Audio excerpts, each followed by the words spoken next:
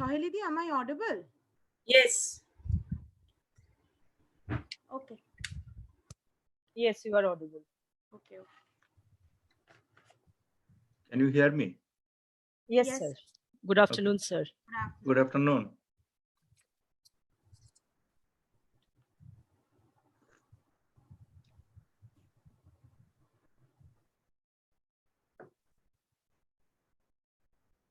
Hello, Sritoma madam. Hello, Professor. Hello. How are you doing? I'm doing good. Okay. I was a bit nervous because, at the beginning, my Zoom wasn't responding. So I wasn't sure. It just shows that host is trying to connect or something. So I wasn't sure that whether you guys are on or not. Okay. And it must be very, early morning at Very your early. place. Yes. It's 4:30, close to Okay. 4:30 in the morning. So, sir, it's good morning for you. Yeah, it's very good morning Thank for you. Yeah. Sir, actually, we are very sorry too because we can't, adjust the program or arrange the program. No, I understand completely. But, you don't have to apologize for anything. But this time, actually, we had no other option since the program was pre-planned and we couldn't make any kinds of alterations. So, but still, you have given us time. You have given us so much time, and I really thank you for that. Yeah, sure. Actually, I'm sorry that I couldn't attend all of your program because of the time difference. I understand. I had to set my alarm to wake up this early. Yes, you understand. Definitely. And I have been in regular touch with Shushama, and she was telling me that it must be late night at sir's place. Yes. So I apologized on my behalf. Yes, thank you. But I did see your program. Sushma sent me a link, video link, and I watched most of it. Okay. So that's why, thank you, sir. I even know you and Soheli madam because I've been seeing you through contact committee. Dr. Shohili Chaudhary is currently the head of the Department of Sociology at our institution. And that's nice. Yeah, namaskar. And she is also a very, energetic and efficient academician. So we are also very happy to have her. So are you, because I've been watching you conduct this conference. Exactly. Okay, thank you so much, sir. Sir, how is, the situation there at your place? What is the situation right now? Situation, you mean the law and order situation or any other regarding situation? This pandemic, coronavirus. we are all in crisis. Yes. Yeah. It's as you know, as I'm sure you know, like India, US is a very large country. The part of India where I reside, like in Pennsylvania, central Pennsylvania, it's not that bad. Okay. Central Pennsylvania is not bad. It's a rural area, very much like Belda place. Okay. Yeah. Yeah, I've been seeing Belda College on Google Map, and my place, Lock Haven in Pennsylvania, looks very much like Belda. So it's very isolated. So not that very many people here. So our situation is not actually not all that bad. But big cities like New York, Philadelphia, their situation is it's getting better. But we had our share. We had so much death, so we had our share. Okay. Yeah, I hope that we get better soon. Definitely. Thank you, sir. Thank you so much for that. And Dr. Shohili, I just wanted to ask you, like, we have 3 presentations in this session. So are the presenters ready? If they're ready, and let me just inquire whether we have with us our chairperson. Who is the chair? Who will be chairing? I think Anandamoy Sinha. Yeah, Professor Anandamoy Sinha. Sir, are you there? Rick has joined us. Okay, sir. He's there. Yeah, he's there, I know, but I'm just inquiring whether he could listen us or not. Since he's muted, Professor Anandamoy Sinha, can you please unmute yourself? Yeah, just unmuted. Okay, sir is there. Okay, Hello? no issues. Yeah, we can hear you. We can hear you, sir. Yeah, good to see you for a long time. We can hear you. Same here, Anandamoy. Yes, Anandamoy, you are audible. Shall we start? Please. Okay. Thanks a lot. I'm just curious. Do you have any non-Bengali speaking audience? Yes, sir. Definitely. We do have many non-Bengali speaking audiences because we have received papers, and many participants have joined from different corners of our country. India, and also from abroad too. So yeah, that's wonderful. That's wonderful to know, because I wasn't sure, because most of the name I see, they are Bengali names. So I thought that.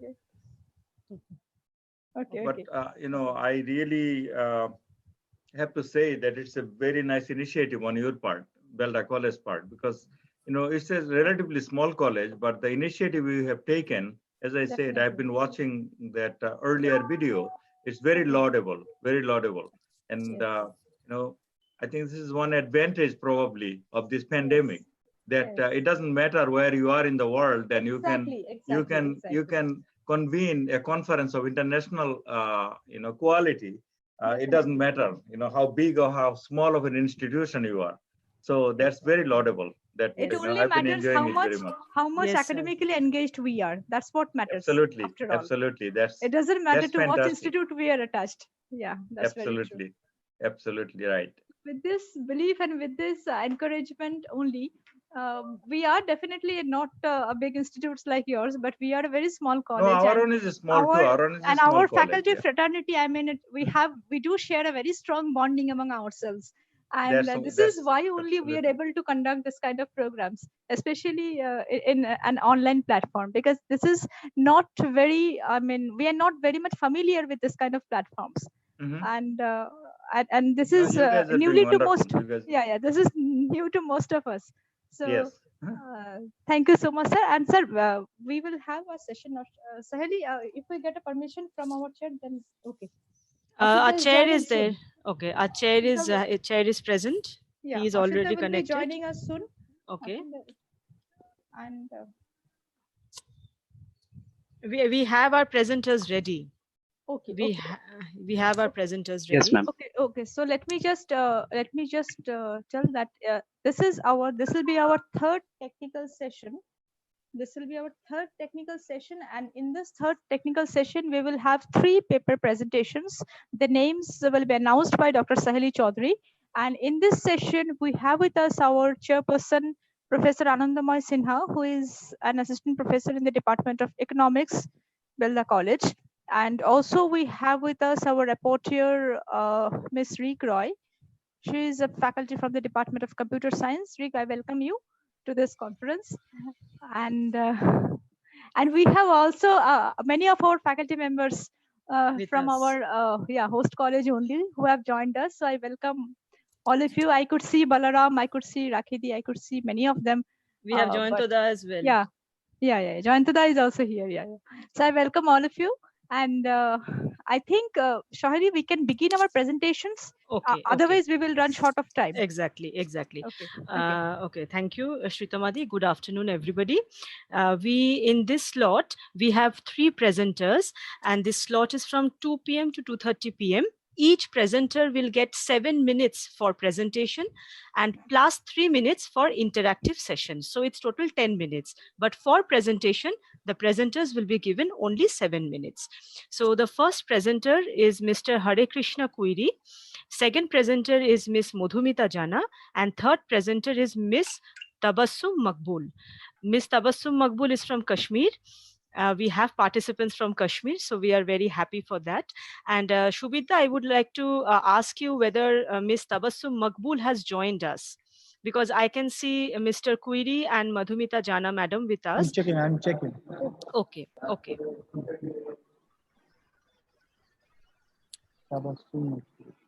Whoever is ready, we can start with Fine, no problem. So Anandamoy da, hello. Mr. Anandamoy Sinha. Sir, are you ready? Anandamoy sir, muted.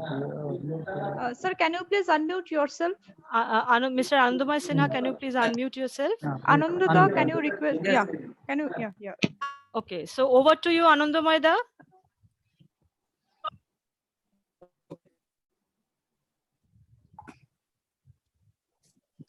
Well, should I start now? Yes.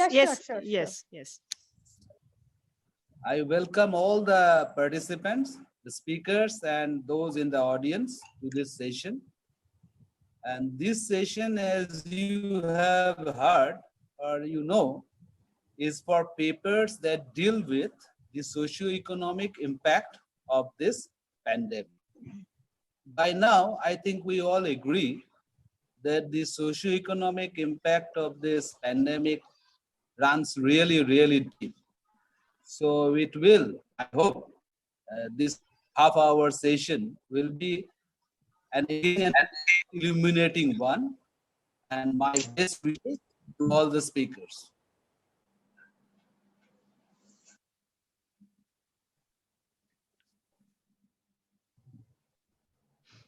Okay, Soili, you can carry on. Yeah. Please announce the name of the paper presenter. Yes, the first paper presenter that we have for this session is Mr. Hare Krishna Quiri, and the title of his paper is Life of Adivasis During the Pandemic. Mr. Quiri, kindly introduce yourself before presenting. Thank you. Yes, ma'am. Thank you, ma'am. Can you hear me, ma'am? Yes, you are audible. Yeah, sure. Yes. I am a MA 10th semester student from Central University of Jharkhand. So, may I share my screen? Sure. Thank you.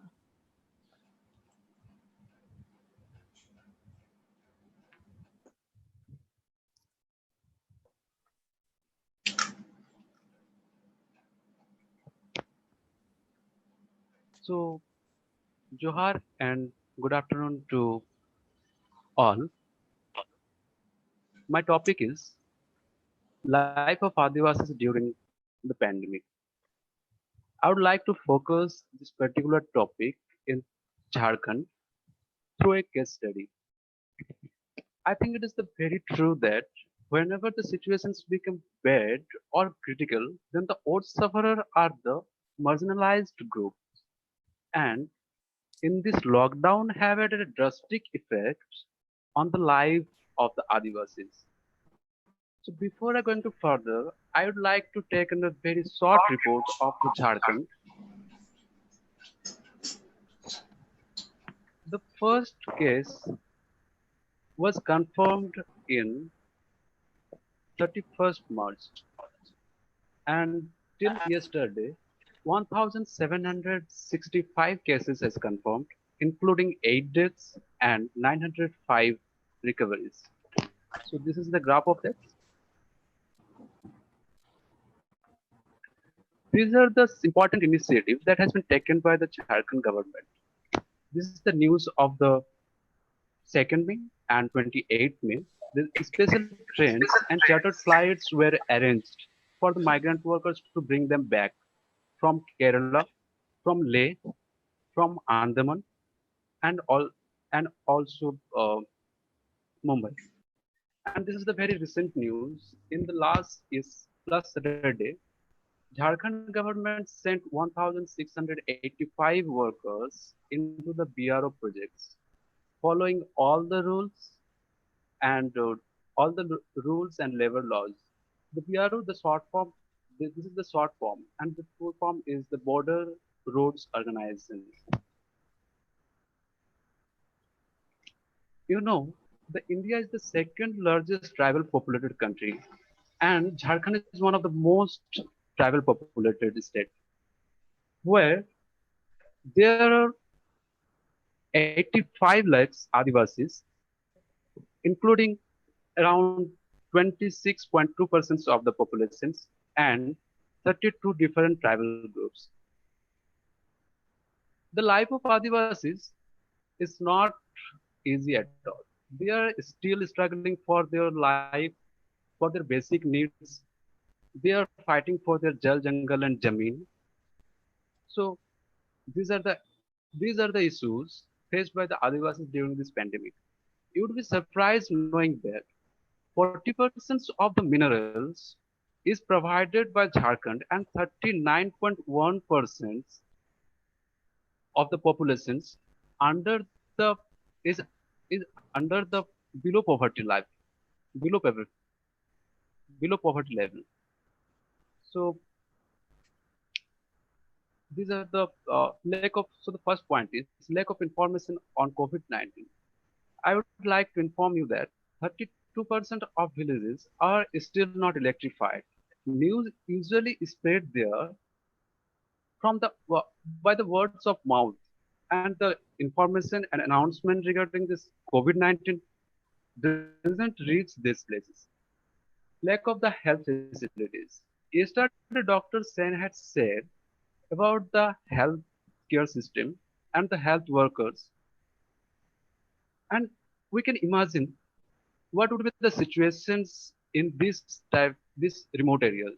There are the many villages like the district of the Khuti, Gumla, and Simdega districts. Their Adivasis have to cover 20 kilometers to get their primary health facilities. And in this lockdown, the health facilities are very much poor at their places. PDS system or public distribution system doesn't reach these places. There are many cooperative systems, cooperative system or there are the many cooperative societies. They comes under the Jharkhand government or they merged with the central government's the Bandhan Yojana. They mainly promote the MAP or minor forest product. But in this lockdown, everything is shut down. The issue of migrant workers. We know the conditions of the migrant workers. They are the either they are stuck into the cities or they are trying to come back. They are struggling to come back from their native places. Hardly they get managed 1 meal a day. Now the question is, how are the Adivasi dealing with this COVID-19? I think they are trying to cope up with this COVID-19 at their level base. They coordinate with the health department like ASA Karmis and A&M workers. They self-isolated themselves and cordoned the villages from creating. Sorry to interrupt you, Mr. Query. You have to conclude soon. I'm okay. sorry. Okay, ma'am. Yes, ma'am. Yes, sure. Of course, they are obeying the rules of the central and state governments. And I would like to conclude this topic saying the quote of the John Drake. John Drake is an economist and social activist. He says that many state governments have already initiated valuable social security measures, but they are far from the adequate.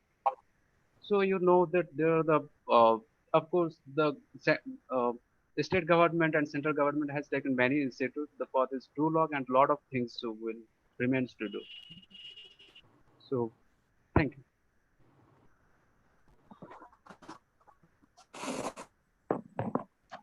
Thank you. Dr. Sinha is, Mr. Sinha is there? Yes. Yes.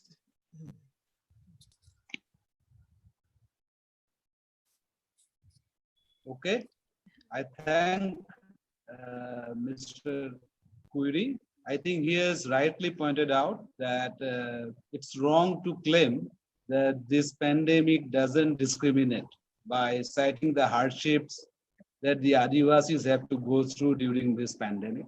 It's a very neat presentation. Thank you for him. Thank you to him. Thank you, sir.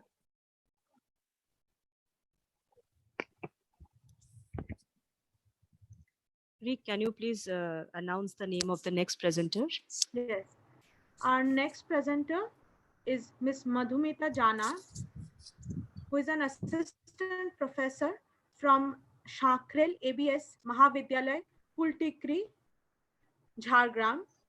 Her presentation is on impact of COVID-19 on economy in India.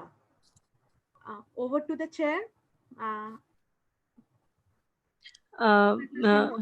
Yes, you have to unmute yourself, Ms. Madhumita Jana. You have to unmute. Yes, yes. Okay, ma'am. Yes. Thank you. শোনা যাচ্ছে? হ্যাঁ হ্যাঁ শুনতে পাচ্ছি, বলুন। Respected chairperson, resource persons. আপনি একটুখানি দূরে ধরুন আপনার মাইকটা, একটু দূরে ধরুন। হ্যাঁ, ঠিক আছে।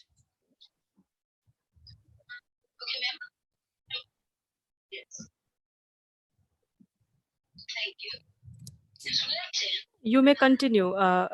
যিনি একটু ডিস্টার্ব হচ্ছে, হ্যাঁ, যিনি ইউটিউবটা খুলে আছেন না, ওনাকে বলুন পাশের ঘরে ইউটিউবটা খুলতে, কারণ ইকো হচ্ছে।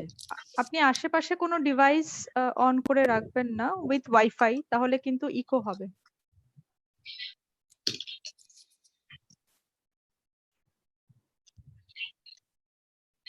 ম্যাম শোনা যাচ্ছে? হ্যাঁ শোনা যাচ্ছে। হ্যাঁ তাহলে একটু বলো তো, ডিস্টারবেন্স নয়েজ আসছে। হ্যাঁ মধুমিতা জানা ম্যাডাম, আপনি আরেকটা হ্যাঁ যে ডিভাইস খুলে রেখেছেন কাইন্ডলি ওটা একটু বন্ধ করবেন, কারণ ইকো হচ্ছে। ওকে ওকে ওকে। হ্যাঁ আপনি ইয়ারফোনটা দিয়েই বলুন, মাইকটা একটু দূরে সরিয়ে, কোনো অসুবিধা নেই। ডক্টর শ্রেয়া ভট্টাচার্য কি এসেছেন? সাহেলি এক মিনিট দেখছি। ম্যাম শোনা যাচ্ছে? হ্যাঁ হ্যাঁ এসছেন ম্যাডাম, এসছেন ম্যাডাম, এসছেন। হ্যাঁ হ্যাঁ শোনা যাচ্ছে, ম্যাডাম এসছেন। বলুন Okay. Madam, you may start. Okay, okay. Respected chairperson, resource persons, honorable and dignitaries, respected teachers and scholars, good afternoon to all. Today my topic is impact of COVID-19 on economy in India. The novel coronavirus COVID-19 in Wuhan or originated in Wuhan and has spread rapidly across the world. The World Health Organization has declared it to be a pandemic. The COVID-19 has brought our entire nation to a halt. About 180 countries are steadily going into affected condition, and businesses across the world are operating in fear of an impending collapse of global financial markets. In this situation, the economic conditions become problematic in different aspects in India. I want to discuss about following aspect of Indian economy, such as raw materials, pharmaceuticals, tourism, aviation, agriculture, manufacturing, etc. Nearly 55% of electronics imported by India from different countries, and these imports have already slowed down in light of coronavirus outbreak. As a countermeasure, India is considering the promotion of indigenous production in a bid to reduce dependency on a single market. Additionally, for export of raw materials like organic, chemicals, mineral, fuels, cotton, etc., it is likely to lead to a substantial trade deficit for India. The total of pharmaceutical industry is of significant problem for India. Mainly, active pharmaceutical ingredients, that is API, are imported from other countries. These active ingredients are essential to a large number for pharmaceutical manufacturing companies in our country. As a result, it creates vital problem in Indian economy. India is a big cultural and historical tourism, attracting domestic and foreign people throughout the year. The whole tourism value chain, including hotels, restaurants, attractions, agents, and operators, is expected to face high losses which affect Indian economy. With the COVID-19 pandemic, the government of India suspended tourist visas, airlines, etc. All national and international flights were cancelled for varying periods. Now a few domestic flights have been started. This leads to a sharp drop of Indian economy.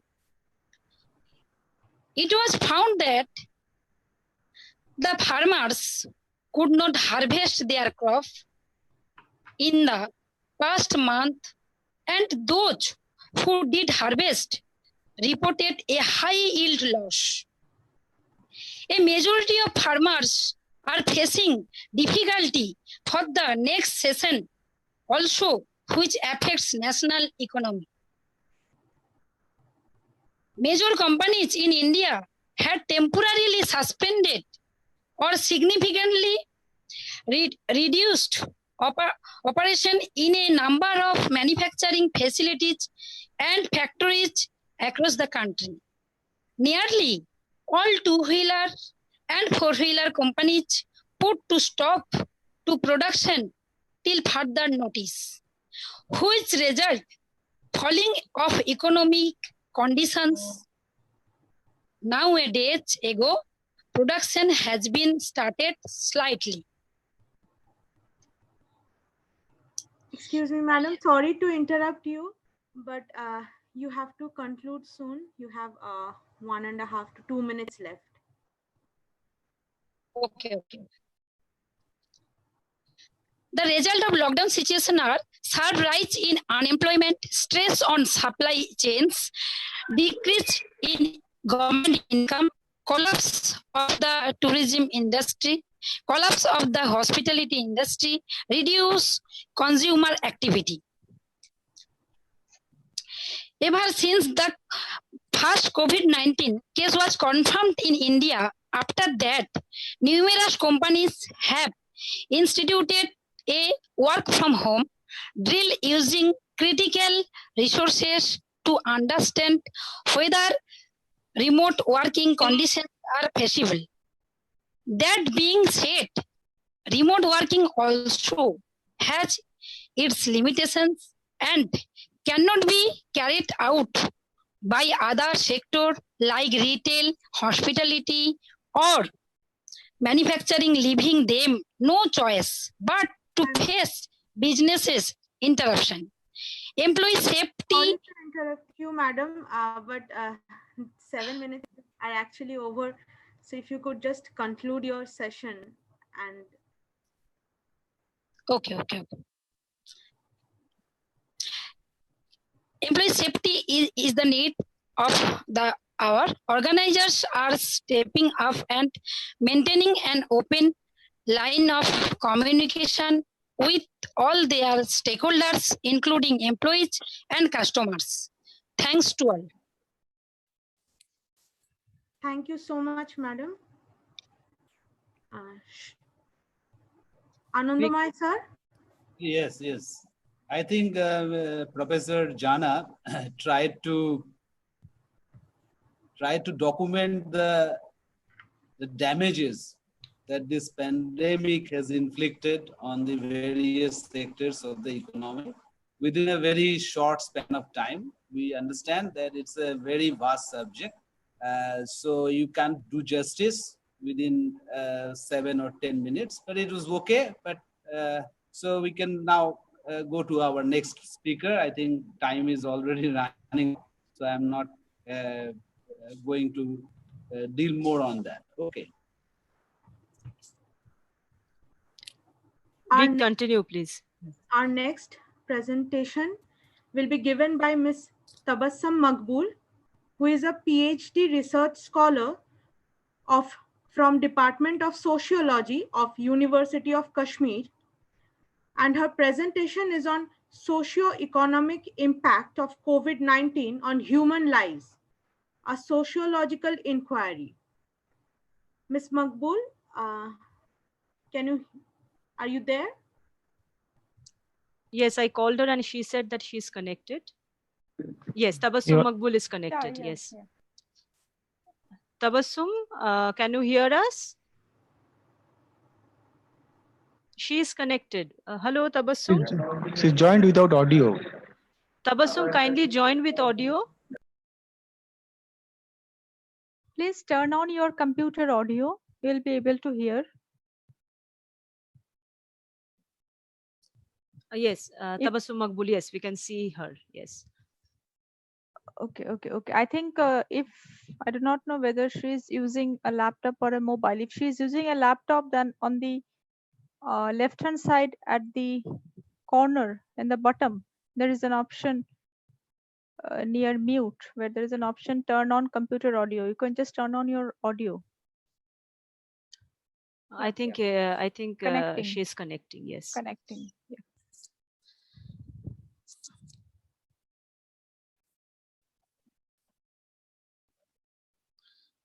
We can understand since she's connecting from Kashmir, so we can understand there is some connectivity issue.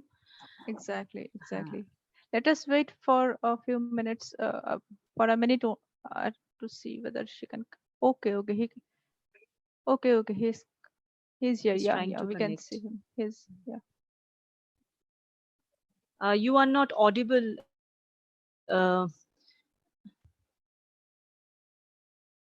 Okay, he is connecting from mobile, and he is unable to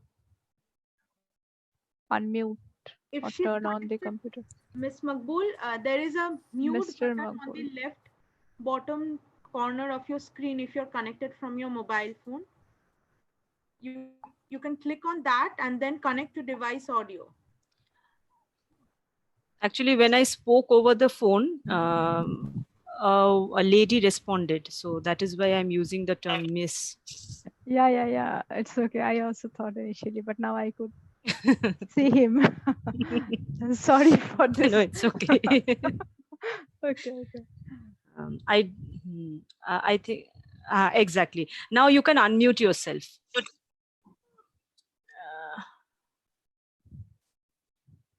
Please unmute yourself. Hello. Unmuted. Okay. Please unmute. Okay. He has unmuted himself.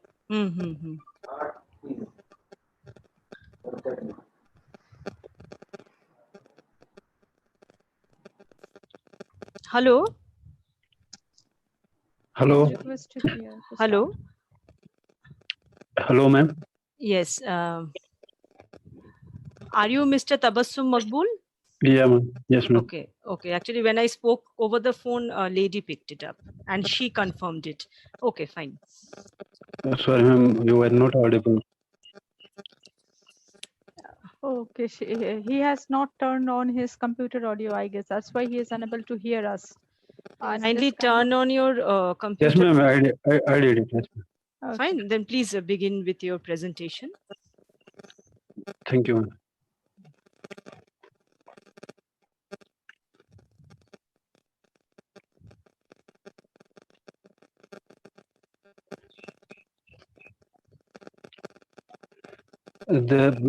Actually, my presentation is all about the topic socio-economic impact of COVID-19 on human lives, a sociological inquiry. Okay, we cannot see your PPT. Okay, fine. Fine, ma'am. You can go. Okay, fine.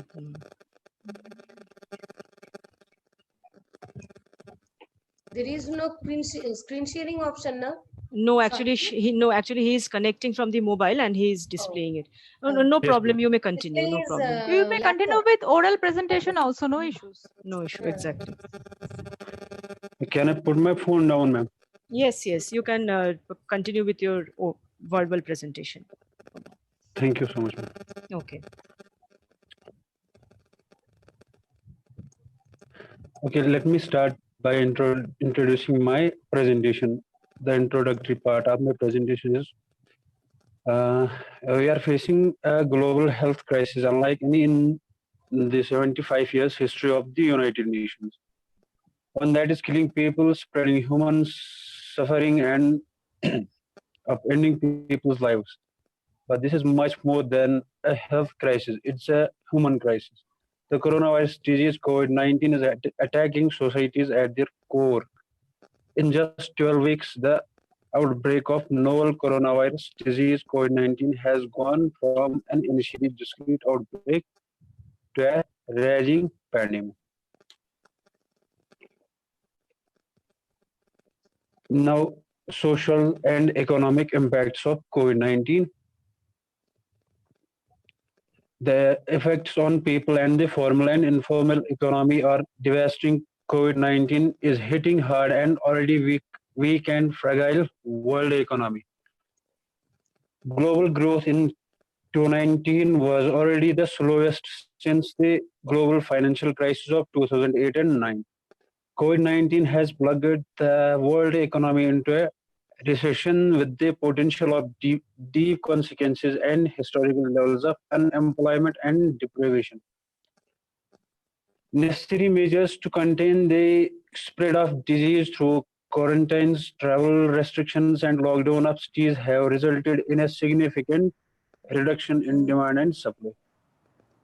Economic activities in transportation, retail, trade, leisure, hospitality, and recreation have been battered.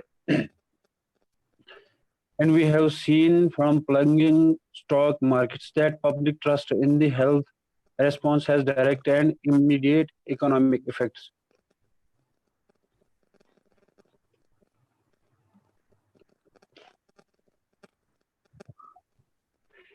The impacts are complex and affect us all tragically. The COVID-19 crisis risks reversing decades of progress in the fight against poverty and exacerbating already high levels of inequality within and between countries.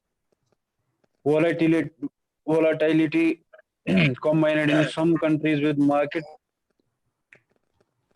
tempering and stockpiling is starting to impact the prices of food.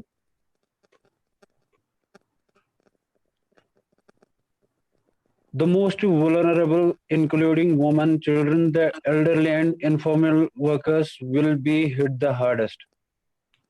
The impact on the environment, on the other hand, is likely to be positive on the short term, as the drastic reduction in economic activity brought about by the crisis has reduced carbon dioxide emissions and pollution in many areas. Such improvements are destined to be short-lived unless countries deliver on their commitment to sustainable development once the crisis is over and the global economy restarts. Now, the conclusion of the presentation, let me explain it in front of you. While we deal with the crisis, we must use the opportunity to recover better and build sustainable societies. These crises require all of us to make hard choices. These choices will be easier to explain and easier to bear if we make them together. Governments taking action in lockstep will find that their public will trust their responses and adhere to the onerous asks made of them.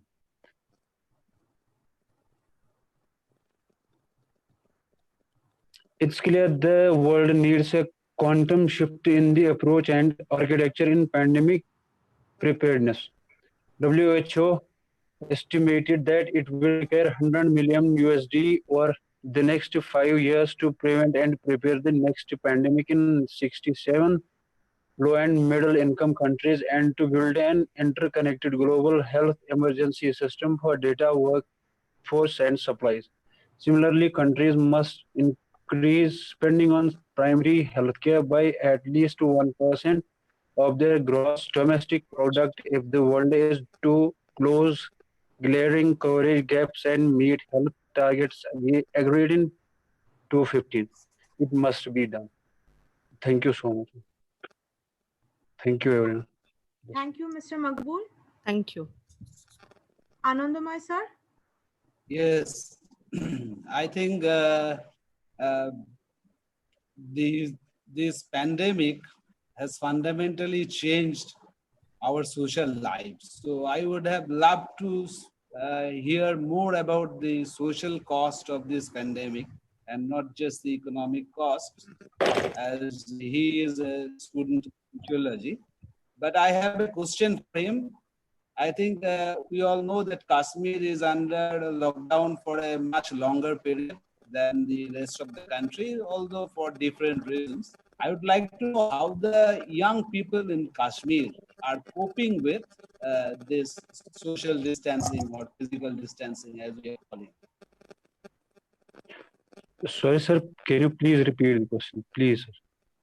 I would like to know from you how the young people in Kashmir are coping with these social distancing norms that are in place now? All right, sir. Actually, uh, people in Kashmir who are engaged with the studies or nowadays taking online classes, taking online lectures, taking online uh, uh, workshops so that they can make themselves busy uh, in these days. Like we are already in lockdown, and we have actually faced a lot here by this coronavirus disease as it's spreading fastly here in Kashmir also. So government officials have actually taken some initiatives in order to prevent people from going outside. Okay. Okay. Thank you. Thank you so much, sir. Thank you so much. Thank you so much, Mr. Nabul. Sohilidi? Yes. With this, we come to the end of the paper presentation session.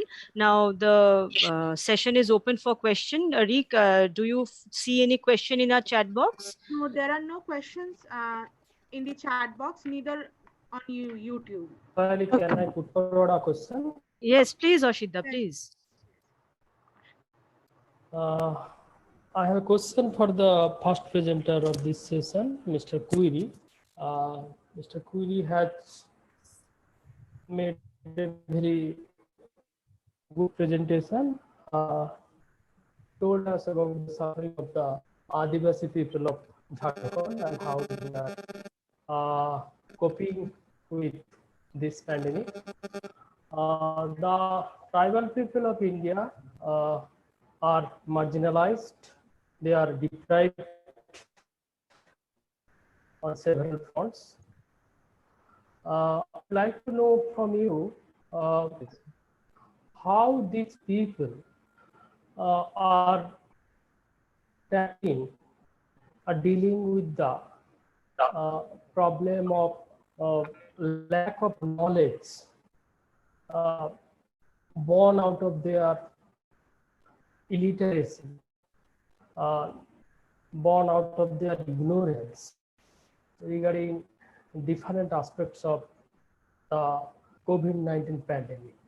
I hope that I think that like many of us, like many of the educated people, the people who live in the jungle infested areas of Jharkhand are so much aware of different aspects of the virus and how they how people get contaminated and social distancing, how these people are dealing with such problems. Do you have any knowledge in this regard? Yes, sir. Yes, sir. Find among them in this context.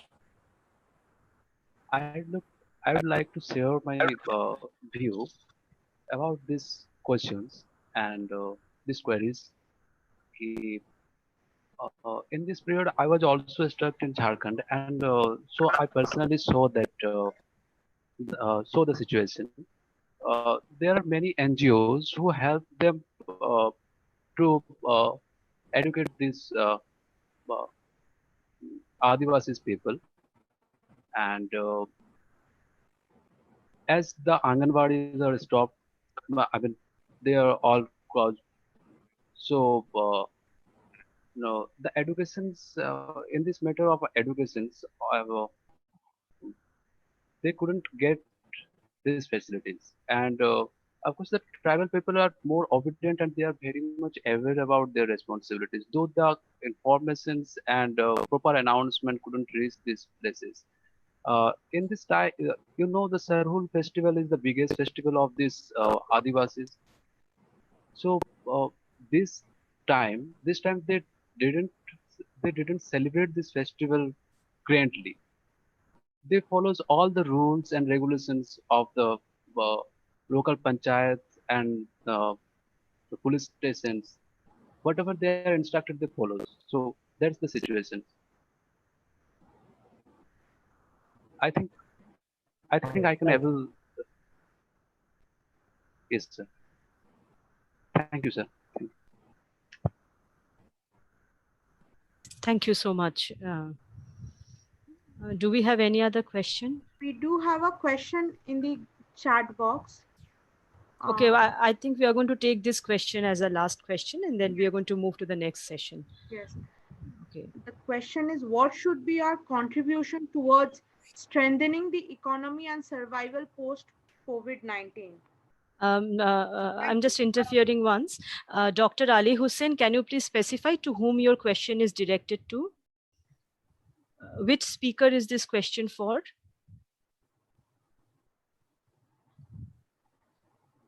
Or anybody can take up this question. The question is for our second speaker, Ms. Madhumita Jana? Okay. Yes. Okay. Do we have Madhumita Jana madam with us now? Yes, it's for the second speaker. Okay. Yes, he's there. He is there. Madam, She's kindly there. kindly unmute yourself. Okay. Yes, ma'am. Madam, we have a question for you by Dr. Ali Hussain. And the question is, what should be our contribution towards strengthening the economy and survival post-COVID-19? Actually, ma'am, I have no deep knowledge about this. And I am the teacher of Sanskrit, but I have little bit interest about the economy in the present COVID-19 situations. Okay, so do you have any suggestion like how we can strengthen the economy post-COVID, like through the small research that you have done? Any suggestion? No. Okay, thank you so much. Over to you, Mr. Anandamoy Sinha. Okay, I think as for the question, I think many economists have already pointed out the way we can best get out of this mess. And most of them, I think most economists are of the opinion that the government should provide some boost to domestic demand, especially should provide cash to the people, poor people, who will spend most of it. So I'm not going to go into the details here. To conclude this session, I would just like to point out that the speakers, within the limited time they had, I think they tried their best to do justice to the topic they have chosen. And I think it is becoming increasingly clear to us that the economic recession caused by this pandemic is ultimately going to claim more lives than the disease itself. So in a way, the socio-economic impact of this disease is going to be more deadly than the disease or the pandemic or the virus.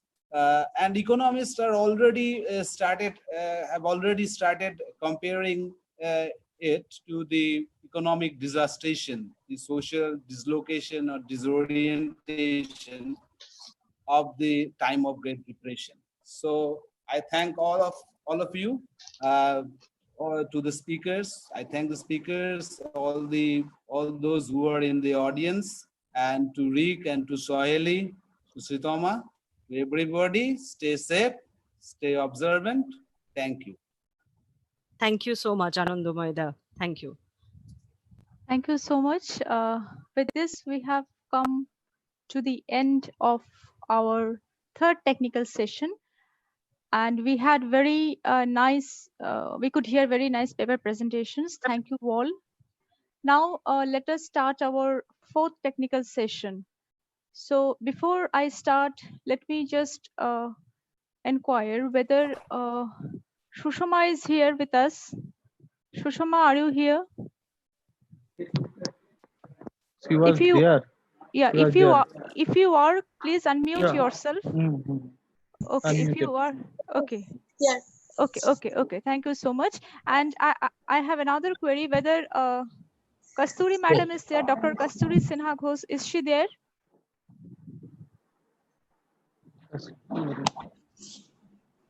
Yeah. Yes, I'm here. Okay. Thank you so much. Thank you so much, madam. Okay, so I'll start the fourth technical session. Now, in this session, we have two invited presentations. So our first presenter will be Professor Muhammad Khaliquzzaman. He is a professor from the Department of Geology and Physics of Lock Haven University, Pennsylvania. I welcome you, sir, to our two-day international conference, which is organized by the IQAC Belda College in collaboration with Bangladesh Open University. I heartily welcome on behalf of our entire team. And we have another speaker with us, Dr. Kasturi Sinha Ghosh. She is currently working in the Department of Social Work at Netaji Subhas Open University, Kolkata. And in this session, we have with us our chairperson, Dr. Jayantu Mukherjee. Dr. Mukherjee, Yes, yeah. He is the head of the Department of English, Belda College, and he is an excellent academician. And we are very happy to have him as our chair. Thank you so much, sir. Thank you for your precious time. Thank you so much. And in this session, we also have with us our reporter, Shushma Mukherjee. Shushma, you are here with, okay. Can you hear me? I can hear you. Okay. Shushma is currently a guest faculty in the Department of Social Work at Pabna University of Science and Technology, Bangladesh. And she is also working as a research scholar in Assam Central University, Silchar. So thank you so much. And I now hand over the session to Dr. Jayantu Mukherjee for introducing our speakers. Thank you. Thank you, Sitoma. Good afternoon to all speakers, participants, and scholars who are in this platform. First of all, I want to say that we are really grateful and privileged to have with us Dr. Muhammad Khaliquzzaman, who is at present the professor of geology at Lock Haven University. And his bio note is such lengthy that I'm afraid to read it whole. But as much as I can say that he was he chaired the chair professor of geology and physics since from 2005 to 2008, and his area of study is physics and geology, and he's recipient of many national and international awards. So we are really pleased to have you with us, and we want to get informed and illuminate with your speech. So I invite you to speak. Sir, have you with us? Yes, I'm here. Yes.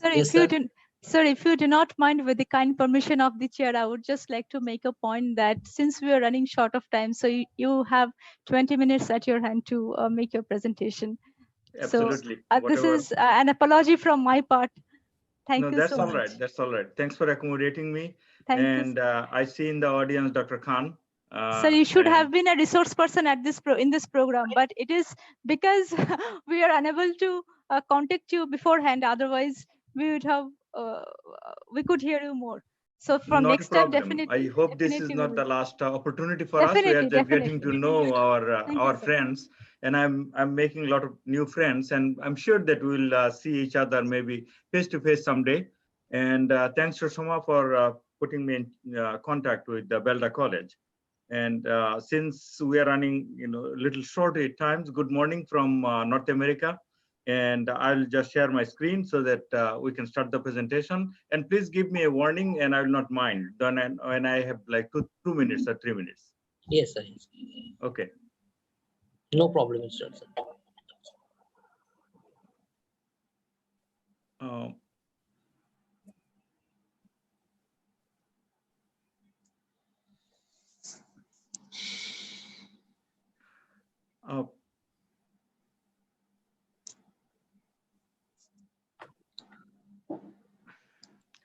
As you can see from my from the title, so it's connecting still. I will give it a second. So when it's connecting, I would say that I have looked at the air quality data, because air quality data for 3 countries in our subcontinent, for Dhaka, Bangladesh, Kolkata, India or West Bengal, and New Delhi, and finally Lahore, Pakistan. I looked at the air quality data for the time before the pandemic, meaning that April the month of April and May in 2019, and I compared the data for April and May in 2020. So 2019, April and May, which is before the pandemic, and 2020. So why air quality? Obviously, as all of you know, bad air quality can really make things worse for respiratory problems like asthma and many of the other bronchitis and respiratory problems, and which can in turn make this bad situation worse for COVID patient, because main problem for COVID patient is the respiratory problems. And if your air quality is bad, then that COVID virus can spread very easily as well. So there is a vicious nexus of the bad quality of air, respiratory problem that people may have, and then the COVID pandemic. So air quality, I'm not going to go in details because of the time constraint. Air quality index is measured based on 5 parameters: carbon monoxide, sulfur dioxide, nitrogen oxide, ground level ozone, and particulate matters. Particulate matters is the most important in this case. These are the very tiny, tiny particles that come out of various fossil fuel burning and also the vehicle. So if you have the particulate matters measurement in the air, then you can actually calculate the AQI, which is air quality index. So these are just US EPA, Environmental Protection Agency standards for each of the 5 parameters that I mentioned. As I mentioned, that particulate matters has a direct correlation with AQI, and this graph just shows that. I used the data for Dhaka city for April of 2019 to 2019, and this graph very clearly showing that air quality has a direct correlation with particulate matter. So and the R square is 0.88. From science standpoint, it's a very good correlation. So the this is the scale people use to measure the air quality index. This is breakdown on a scale of 0 to 300, and 0 to 50 is considered good air quality, and 51 to 100 is moderate. And you can see the scale kind of goes up all the way to hazardous air quality. When air quality index is more than 300, so larger the number, worse the air quality is. We are really looking so that our air quality would fall somewhere between 0 to 50 and maybe from 51 to 100. So as you probably know, the world's most polluted countries in the world from air quality standpoint is our subcontinent. You can see on this graph that Bangladesh in 2019 was considered the worst place in terms of air quality. And Pakistan was second and India was fifth last year. And this graph is showing, or this map rather, is showing the most worst place in terms of air quality. As you can see, it's in China, our subcontinent, and then into the Middle East. This is the most polluted region in the world. And my study compares the air quality before and after the pandemic in 3 of our subcontinental countries like Pakistan, India, and Bangladesh, which is shown on the right side of this graph. So I have used the data, air quality data from the US embassies and consulates, archive. US embassies and consulates all around the world, they maintain air quality on an hourly basis, hour to hour. So I have taken advantage of that, their data for, as I said, for the month of April and May, for the year 2019, meaning before pandemic, and April and May for 2020. So I've compared it hour by hour, hourly data for those months, for 3 countries, as I mentioned. So here, for a comparison, I have taken also data for New York City, because I live in the US, as you have mentioned, and New York is considered the capital of the world in terms of the financial and economic activities. So New York City has more number of cars than maybe all the cars combined in Bangladesh, literally. So I'm showing here that before the pandemic, New York City had their quality average was 25. If you remember, 0 to 50 is considered a really good quality air. And in the air quality for this year, 2020, air quality is 22. So it has improved slightly, but still the air quality was very good to start with before even the pandemic. And that goes to show that our economic activities or the development does not have to compromise the environment, which is generally the argument is made in our subcontinent that we are in developmental mode, so we cannot really pay attention to the environment.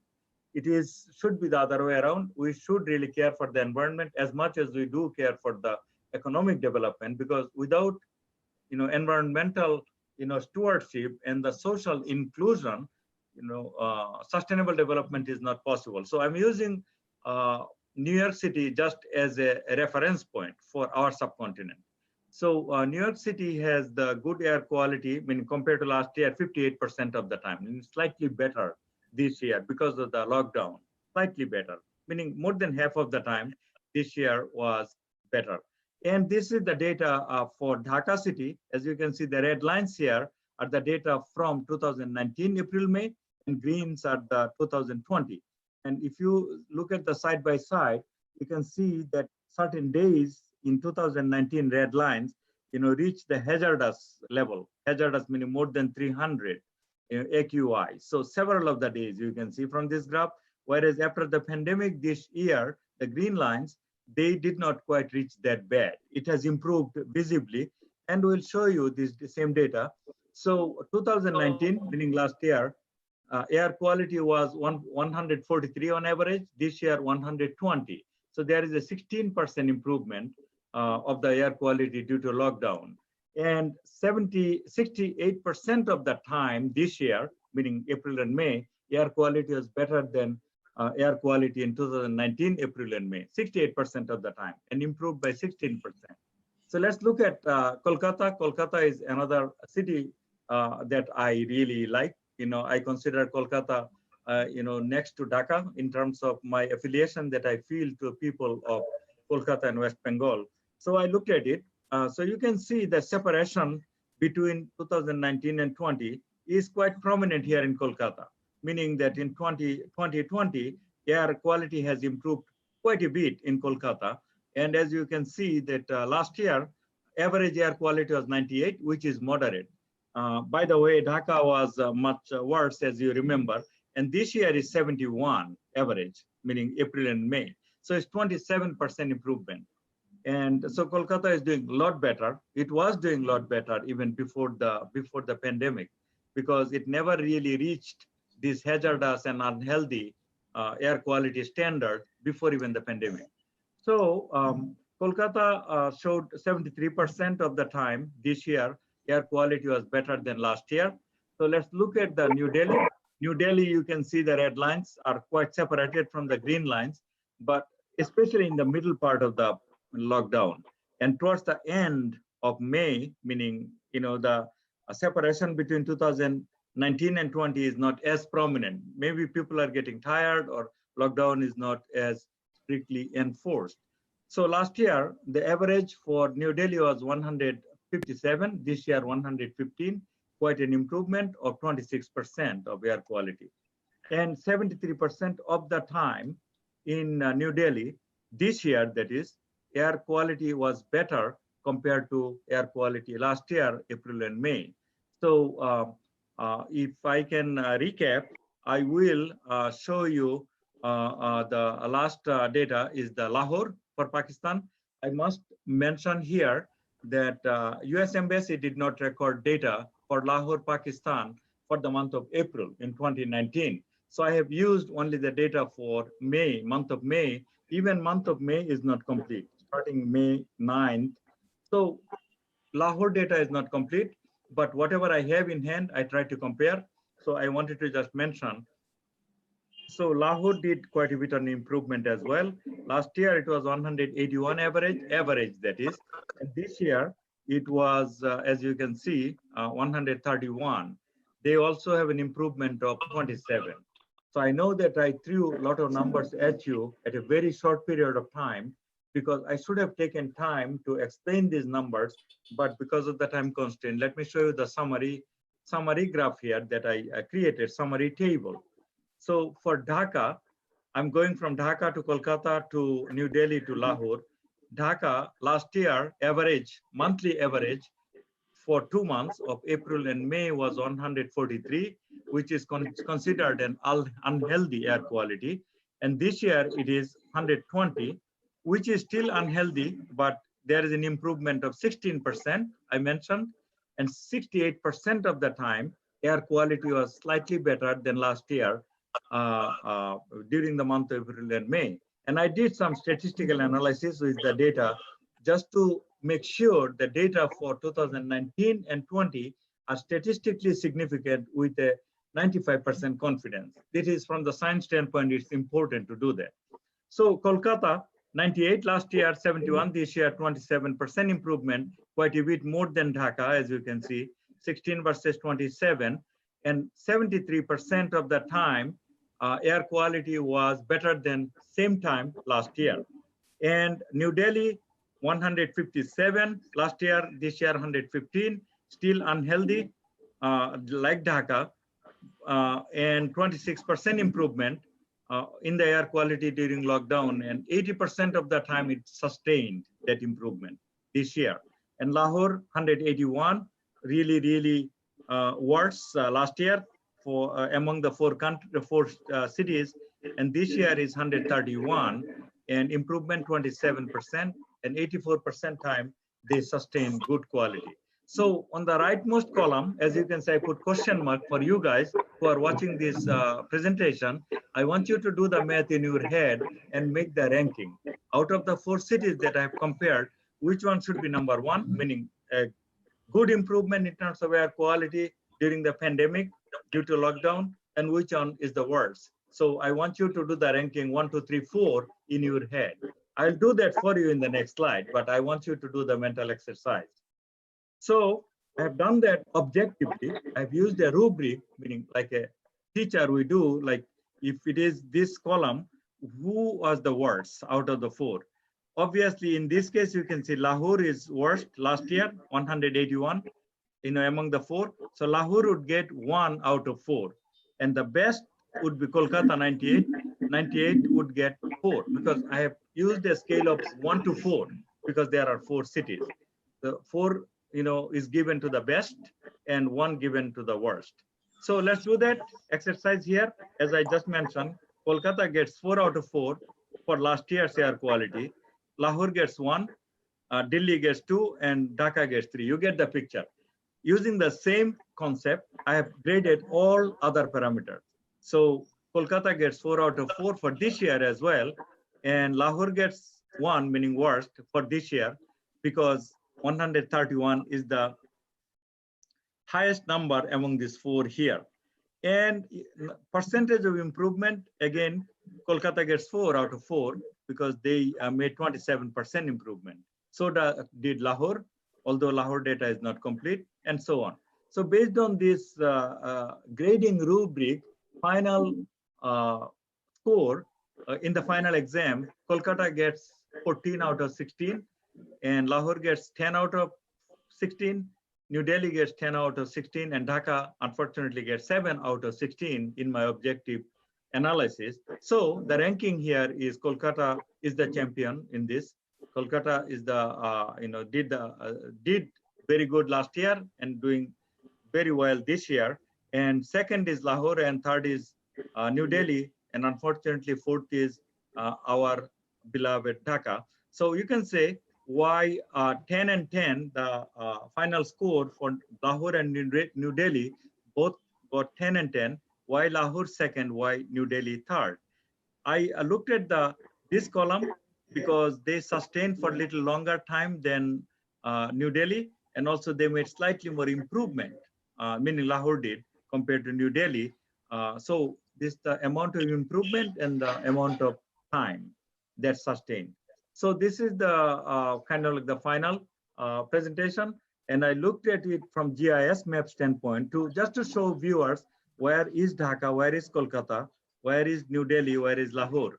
So Kolkata is number 1, Lahore is number 2, New Delhi is number 3, Dhaka is number 4 in terms of air quality during and before the pandemic comparison. And here I'm showing the general air flow for this time of year.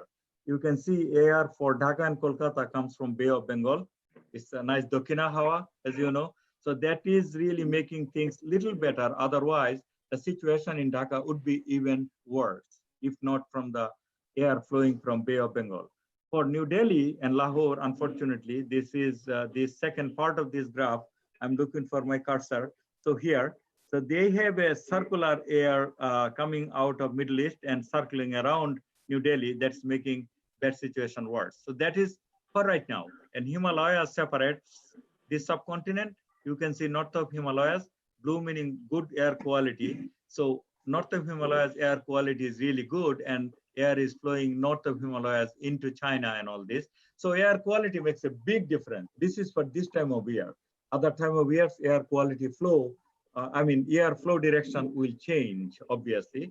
I just wanted to put that thing in perspective. So let's make few last comments.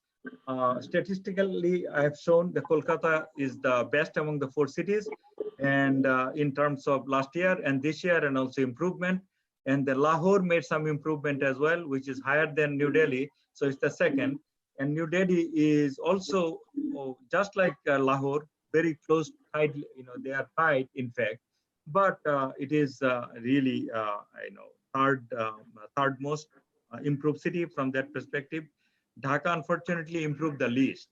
And there are a lot of reasons. We can discuss it maybe when we have the time for discussion. Dhaka did not really declare lockdown per se. They declared what they call national holiday. And holiday in our part of the world, people take as chutti. So you just go around and do your business. So lockdown was not as strict as it was in Kolkata. And beside that, Dhaka has a lot of economic and industrial activities. Dhaka is a booming city from that perspective. There are a lot of big kilns near Dhaka and a lot of industrial activities. And I did the Z test, as I mentioned earlier. So conclusion, Dhaka has improved somewhat during the lockdown, but it is not where it should have been. Their improvement is lowest among the 4 cities in the subcontinent. And New Delhi did, a little bit better than this. And Kolkata was very successful, I would say, based on my data, in terms of social lockdown. Their air quality was relatively better before the pandemic, in the good, moderate quality, and they even improved during the pandemic. So kudos to Kolkata, and that's that is something that good. I'm looking forward to that good quality air next time I go to Kolkata. I was there even this year. And New York I used, as you know, as a reference point. That just to show that economic, prosperity or activities does not have to compromise the environmental, quality. And this is just as a reference. So, when our part of the world, our policymakers says that let us develop first, in Bangladesh, they use the word unnoyoner joar. So unnoyoner joar doesn't have to really compromise with the environmental stewardship or protection.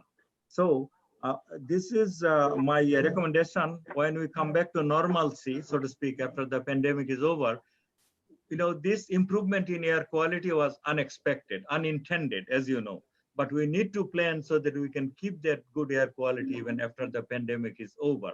So what are my recommendations? Recommendations are, obviously, we need to implement higher quality of fuel standard, meaning, good quality coal. I am actually against the coal. I'm just saying if you do use, need to have, low amount of sulfur and so on and so forth. And we need to set stricter vehicle and brick kiln emission standards in our part of the world. And, the vehicles are really old and their standards are not up to the mark. And we need to promote the alternative fuels like the solar and wind energy, and providing incentives to the non-motorized vehicle like the bike. We need to promote bikes and rickshaws, which does not burn the fossil fuel. And we need to invest more in research and development in air pollution reduction and development. So with this, I thank Belda College for giving me the opportunity. And here is the map showing where Belda College is. And you can see we are here in Borisal and Noakhali across from Belda College. And here's the Sundarbans. And I think that, along that separate line, people should look into, reforesting the entire coastal belt near Kakdeep and everywhere else, so that we can really protect a city like Kolkata during Amphan and future hurricanes. So a lot of historic data shows the extent of Sundarban is much wider than what we have right now. And so Sundarban is right now here, as you can see. It was extended all the way to Barishal and probably all the way to Kakdeep. That's a separate question. Let me stop here. Thank you very much. Thank you, sir. Thank you for your scholarly deliberations. And Professor Muhammad Khalekuzzaman beautifully analyzed the air quality in Bangladesh, India, and Pakistan before and after the social lockdown due to the COVID-19 pandemic. And he used different data to explain them. And he showed that how the air quality improved due to the social lockdown. So, sir, I have a question that do you think that this environmental pollution, this mindless environmental pollution, has any interrelation, direct interrelations with the outburst of COVID-19? That's a very good question. Obviously, the destruction of the habitat, the natural destruction of the habitat, where this is a completely separate philosophical discussion probably, because we need to look into the nature as human as a part of the nature, not nature at the disposal of the human. So all the plants and animals that we have on our planet, including the virus and bacteria, we need to respect them. We need to coexist with them. There is a purpose for all the animals and all the plants life on our planet. So when we are destructing their habitat, then they have no place to go. So they jump from their natural habitat into the animals, then into the human. So I don't know exact causal relationship for this particular virus, but this is very evident that we need to change our paradigm in terms of development and in terms of protection of the environment. And global climate change, definitely there are a lot of other research showing that due to the global warming, a lot of the viruses and bacteria that were hidden in the tundra area under the glaciers, due to the melting of the glaciers, there are a lot of new viruses are coming out of this of the ground. And unfortunately, this COVID-19 is not going to be the last pandemic. Unfortunately, I think I'm not a biologist. I'm just a geologist. My specialization is water resources and oceanography. So unfortunately, I suspect that there will be more of this kind of pandemic because new viruses and bacteria are being released due to the global climate change and global warming. Thank you, sir. Thank you so much. I think there are some questions in the chat box also. So, Sushma, are you there? Sushma? Sushma, are you there? Okay, sir. I am there. I am there. I can hear you, sir. Do you have any questions to your teacher? I think you are the person who have linked us with Professor Khalekuzzaman. So if you have any query, you please. I have one question for sir. Sir, first time, good morning as per North American schedule. Good morning to you. I'm looking, sun hasn't come out yet. It's okay. I'm looking out my window and it's still very early morning. Sir, your presentation is very nice and most informative presentation. But sir, I just not the question, just sharing my idea with you. That Dhaka, in the city of Dhaka, because a lot of time my field area is Dhaka metropolitan city, so I know that in Dhaka city the traffic problem is huge in Dhaka city. So is it one of the cause for air pollution in Dhaka? Absolutely right. Because major sources of air pollution in Dhaka is the vehicle. And then second is the brick kilns, iter bhata, and third is the biomass burning, like the wood and all this biomass burning. And fourth is the construction, massive construction that goes on in Dhaka. Because as I mentioned during my presentation briefly, Dr. Khan is here with us, and he has been to Dhaka from London, and he can testify, and Sushma as well. They go to Dhaka quite often. that metro rail construction and a lot of construction. Dhaka is a booming city from that perspective. Economic activities are there. In Russia, construction makes it worse as well. Sir, frequently I was visited in Rajshahi University, but in Rajshahi, the totally is the comparatively in Dhaka, much less air pollution. Yes, because yes, I'm familiar with that. I'm familiar. I've there is heard. no huge traffic jam or traffic problem, but in Dhaka city, the traffic problem is huge. I think is too much to be in Kolkata also. Yes, yes, but Kolkata is not a comparison to Dhaka. Dhaka, you heard that expression that they don't want to pay the, auto insurance because their wheel is not moving. So why they should pay for auto insurance? The car wheel does not move. It just stands on the road. There is no possibility for accident. So no car insurance is not necessary in Dhaka. Yes, that's right. That's right. And you mentioned Rajshahi. Rajshahi did not happen, by incident. Rajshahi took a lot of measures to protect their environment. The city of Rajshahi has taken a lot of measures in terms of plantation and in terms of removing the darts. They dig the darts from the drain and just put next to the drain in our part of the world. And Rajshahi has taken to remove those darts, because when the darts dry off, all the dust from those darts start to fly in the air.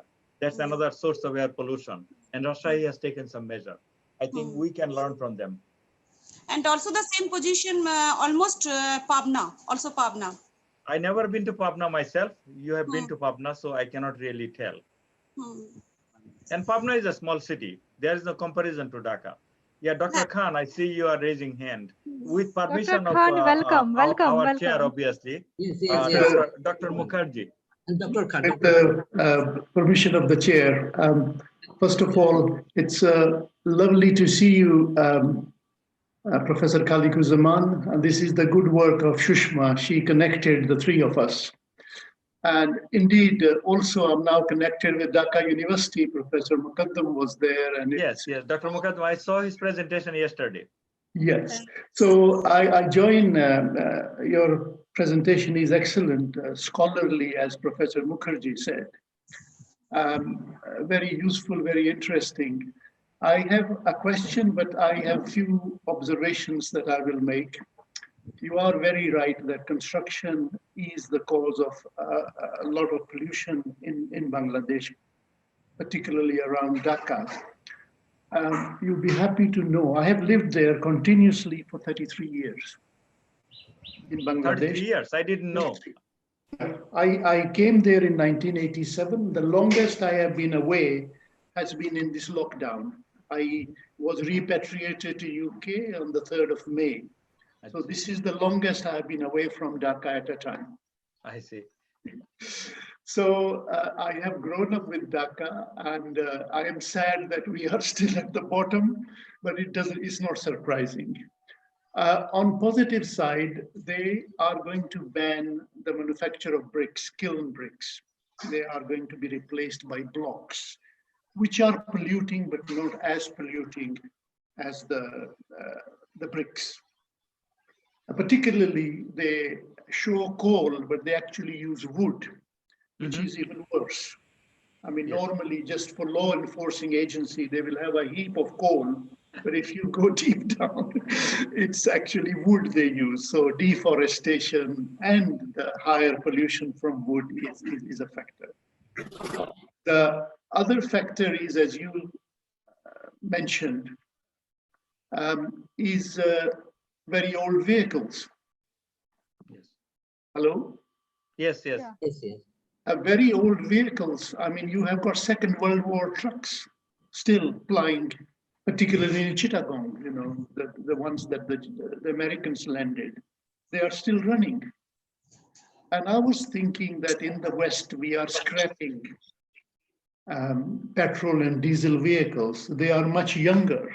Could the government not do a scheme, say, to the developing countries, you send these vehicles to us, and we make an offer to people in Bangladesh who have old buses and trucks, we will scrap those and we will give you as a replacement more, newer vehicles, which could be one solution. That's a proposal, you can make to the government and see what they have to say. Well, I can make that, but I also know the bureaucracy there. It's not going to, it's just I'm sharing it with, I'm frustrated that something simple like that, where it's a win-win thing, nobody can lose. So that is one. And the other thing I was going to say is that recently we looked at the British Council, they had problem, the concrete was falling down.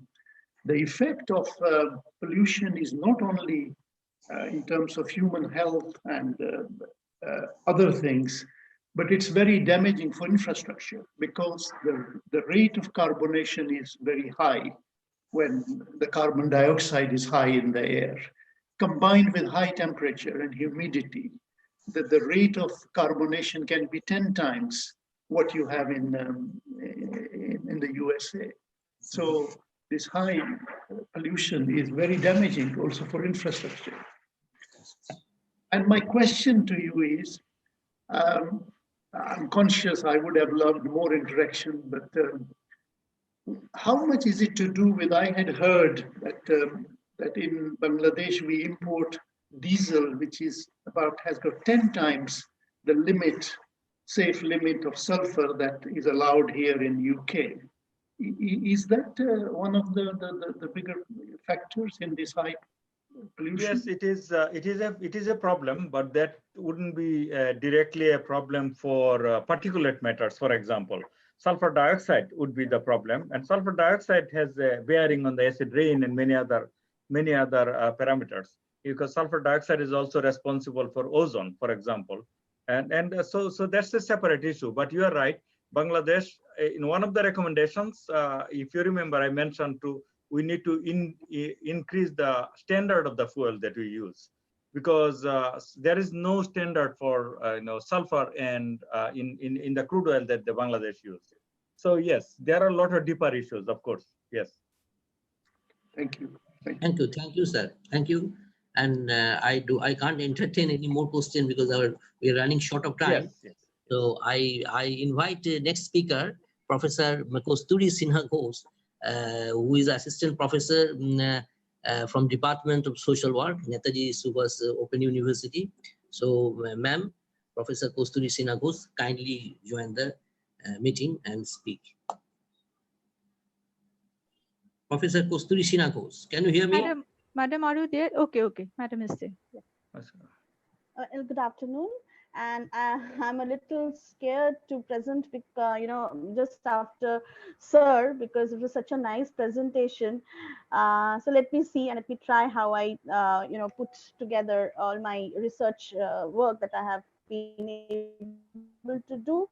My work is basically, the topic on which I'm going to speak today is on understanding the secondary impact of COVID-19 on the rural women of Bengal, particularly in the Tehotto block of Nadia district.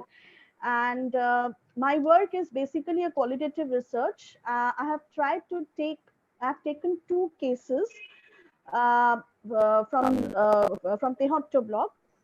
And this was basically, I've taken up I've used video conferencing for taking up the cases, because as you know, it is not possible to directly go to the field, but I have used the technology to collect my, to go for this research. So now the background which I would like to share is the world today is, as we all know, is facing a huge, a crisis situation due to the spread of this rapid spread of COVID-19 since December 19. And the World Health Organization, who has already declared the disease to be the global pandemic in March 11th March 2020. as per as the prevention, government has announced lockdowns, series of lockdowns. This is probably the 5th lockdown. And the zones have been divided into red, orange, green, according to the incidence of the diseases. People are advised to maintain distance. They are advised to wash their hands, sanitize themselves, maintain health and hygiene.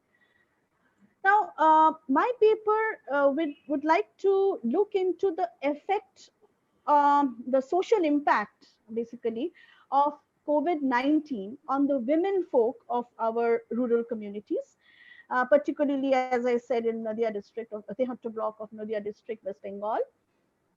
And I would also like to prescribe some strategies to cope up with these situations. And of course, like being a social, I mean, I'm a person from social work discipline, I would be suggesting remedies. I mean, my prescriptions would be basically as a social worker.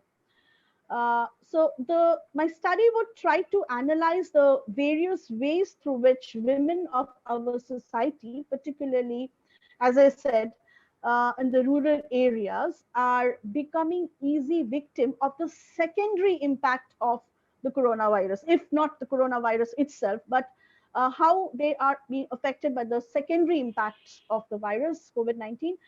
Well, while examining these impacts, we shall try to consider both, I mean, how women, both in the public as well as in the private spheres, are getting affected due to COVID-19, both in private and public sphere. These these secondary impacts have really had a very deeper socio-political implications, and at times the policymakers often skip this, or they fail to notice this, and they fail to bring this into their into their frame of action. And women, particularly of the rural area, the rural belt, are not really vocal about their problems. They don't talk about their problems. They don't share about their problems, as a result of which much of their problems remain unheard or unsolved, unresolved.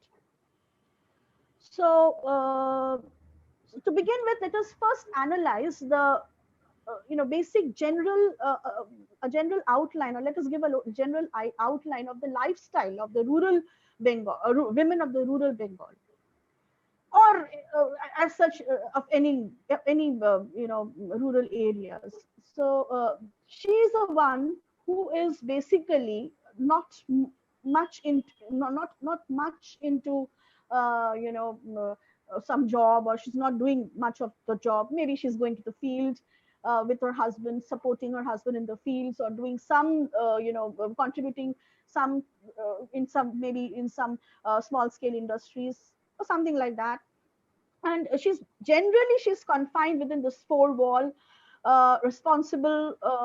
she's responsible of cooking, gathering water, bringing water for the household, and taking care of the children, of the elderly, looking at the household activities. She has to collect water, remember, from a distant place, and right now, and in this situation also, she has to travel a lot of a lot of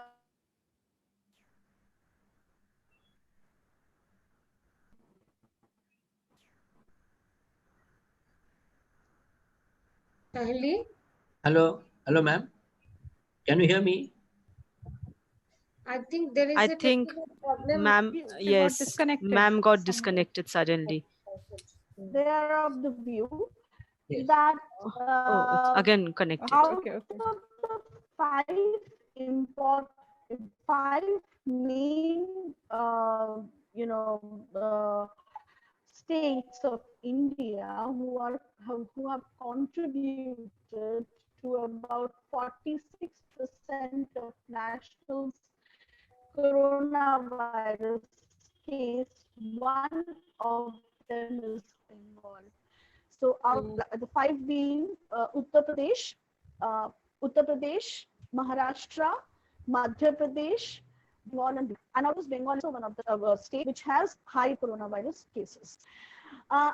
Unfortunately, further, the report also reflects that these states are also facing a peculiar problem of water, poor water accessibility. Particularly drinking water supply is very poor. And as a result of which, maintaining health and hygiene at this point of time, when you have to maintain good self-hygiene and hygiene of the rest of the family has to be maintained, washing has to be done, hand washing has to be done, a lot of water is spent. So this is one problem. And another problem is that the sanitation. Most of the houses in the rural areas of Bengal, since they have a puja area, a area where they have a for worshipping, so they are still not. I mean, though there are so many schemes, government schemes and programs, total sanitation program is there, Swachh Bharat, these programs are there, but they are still not, they still don't have toilets within their premises, within their house. They have it somewhere outside. Now, so this is another thing. So now women, she is the one who has to travel around 1 point. I mean, at times it so happens that they have to cover a distance of around 1.5 kilometers to fetch water. Now, who will? I mean, then we can understand. Are they actually? Is it maintained? This is a big question. When they are going to hello, fetch Kasturi water, madam. They want to come back home. Once something is going at the back of their mind, and I have to come back. So they're rushing to get the water and bring. Exactly. So Madam, that can you hear us? As soon as possible. Madam, can you hear us? Then where is this question of social maintaining there? I think there is some technical issue. How is she managing? Speaking and we are unable. She is unable to hear us. Do we have her contact number? Sushma, are you there? Sushma, হ্যাঁ বলছি একটু madam হয়তো শুনতে পাচ্ছেন না, তো আমার মনে হয় আমাদের মানে আমরাও ভালো করে শুনতে পাচ্ছি না, ভয়েসটা ব্রেক করছে। লিপিকা দি তুমি আছো, একটু বলো। না সুষমাকে বলো। We have enough space where we can really have I mean, privilege. I mean, we have a lot of facilities, but think of these people who don't have who have to travel such a long, satisfying the need of their family. This is one thing. Another point that I would like to raise here is COVID-19 has also been a reason because of which women particularly of our we can contact him via mobile, I think, so that will be better. Facing a tremendous physical and mental torture within their household. Domestic violence is increasing. I think it is very difficult for us to hear because due to technical reasons within the household we are unable to hear her presentation, and children are there. She is also unable to hear us. Nobody is going for work. So now this poor lady, she has to satisfy, she has to cook. And another thing is that vegetables are not there, but still food is not there. She cannot, within the limited resources, she has to cook the best food and place the plate in front of her. Should I give her a call on phone? The family is not I think that would be better. That would be better. Okay. I think I'll request Jayantadar to take up a few questions, because if participants have any query, food is one way. There can be so many other issues. Speed up the process.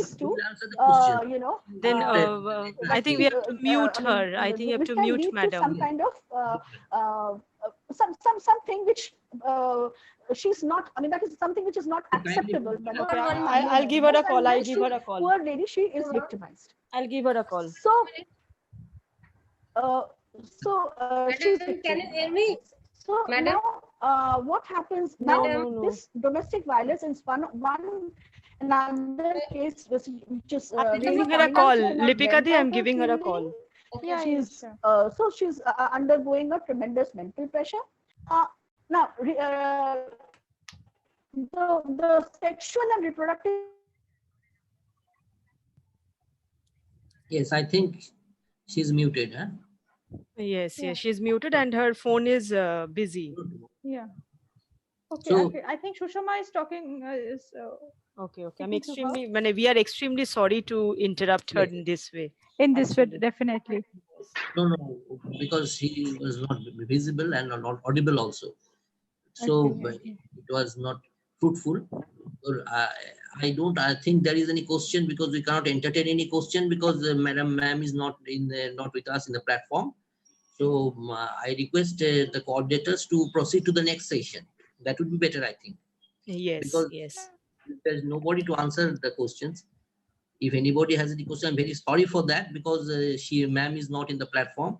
So I request the coordinators, and I thank Dr. Mohammed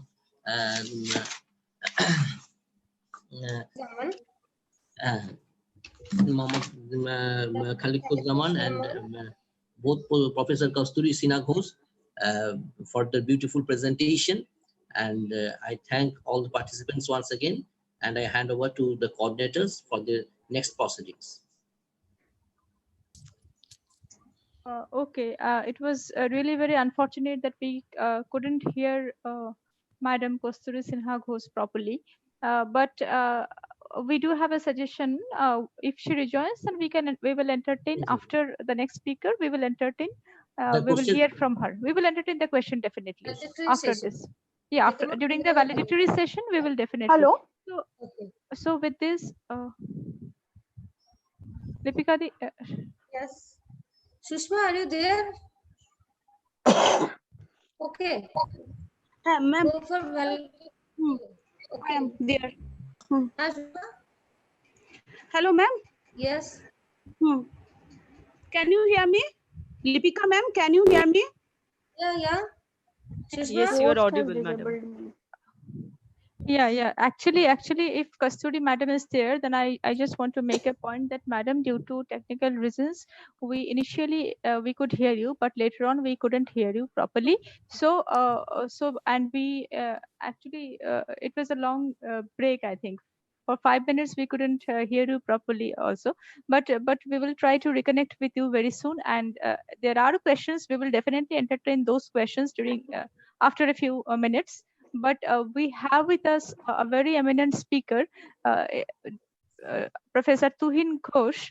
Actually, so I think we can move on to the valedictory with the permission of the organizing secretary and IQAC director, Dr. Panda. Shall we move on? And then later we will entertain the questions of Madam Kasturi. Definitely go for valedictory. Okay. Thank you so much. Thank you. Okay, so before we get into our formal valedictory session, I just want to thank Professor Mohammed Khaliquzaman for giving us his precious time. Thank you so much, sir.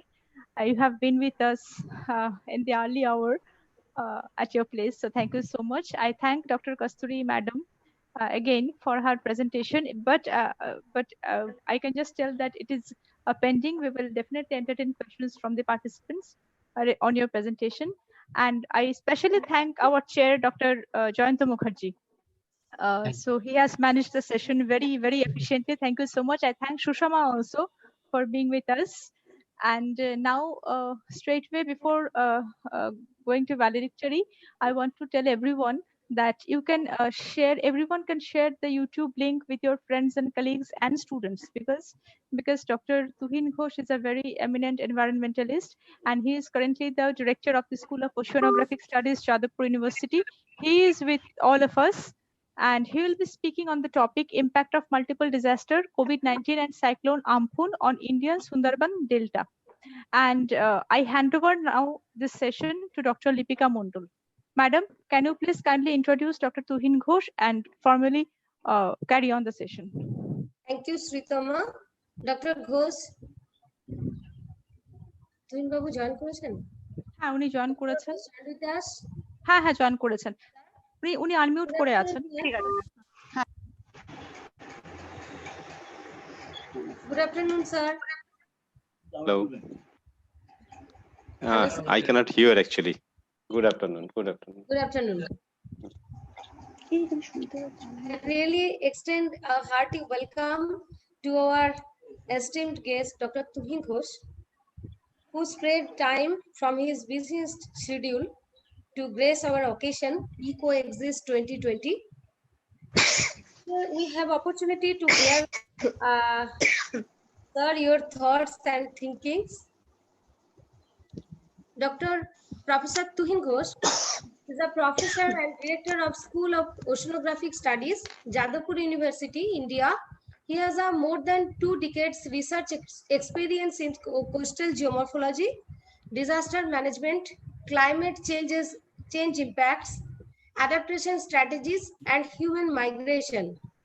He is a lead author of the IPCC special report on the ocean and cryosphere in a changing climate in the chapter 4, that is sea level rise and implications for low-lying islands and coasts and communities. He has several publications and books of his credit. Tuhin Ghosh was India lead international research consortium like NERC, UK funded ESPA Delta, Belmont Forum Deltas project, and IDRC DFID funded DECCMA project, and currently in a UKRI GCRF Living Deltas Hub. So, sir. Yeah, thank you. Thanks to the organizers for inviting. I cannot hear you properly. I think the bandwidth is low, and I will prefer to keep the video off so that the bandwidth will be a little bit better. First of all, thanks to the organizers for inviting me in this CoExist 2020, and this is really a timely conference or workshop or meet, whatever you say. This is really timely, and in between there is Amphan on 20th of May. So I will try to come up with some kind of essence when one disaster is ongoing, another disaster came. So what are the combined effect, and what are the gaps in the governance and preparation, all these things. So very shortly, I will not take much time. I think everybody is listening since morning and people are really tired. So if we just recollect, the March 22nd was the curfew, and the March 24th, the lockdown announced in India. So if we look back to the people there, few people were trapped within the state, within the district somewhere, and very large population, the migrant laborers, they became trapped outside the state. So what are the problems with this kind of lockdown? And especially I will try to concentrate on Sundarban. That is basically my study area. Since long I am working there. So if we look back to the people of that delta, sector-wise, we can think about some specific sectors, if we call it, say the transport and communication sector. Just for example, few examples I will try to cite. Say for communication, we are very much dependent on mobile phones. So we need to recharge the mobile phones and internet services. And if, okay, I'll start the video, but I don't know how much it will be beneficial. Anyway, so if we think about the mobile recharge and internet recharge, the shops need to be open. And during lockdown, the shops were not open. Okay, so people were not able to recharge their mobile phones or internet services. and long time there is no income, so the money is not in their hand. That is also happened. Regarding the transport sector, every kind of transport was locked down. Any kind of public transport, private transport, everything. So the sector transport and communication, there was some problem.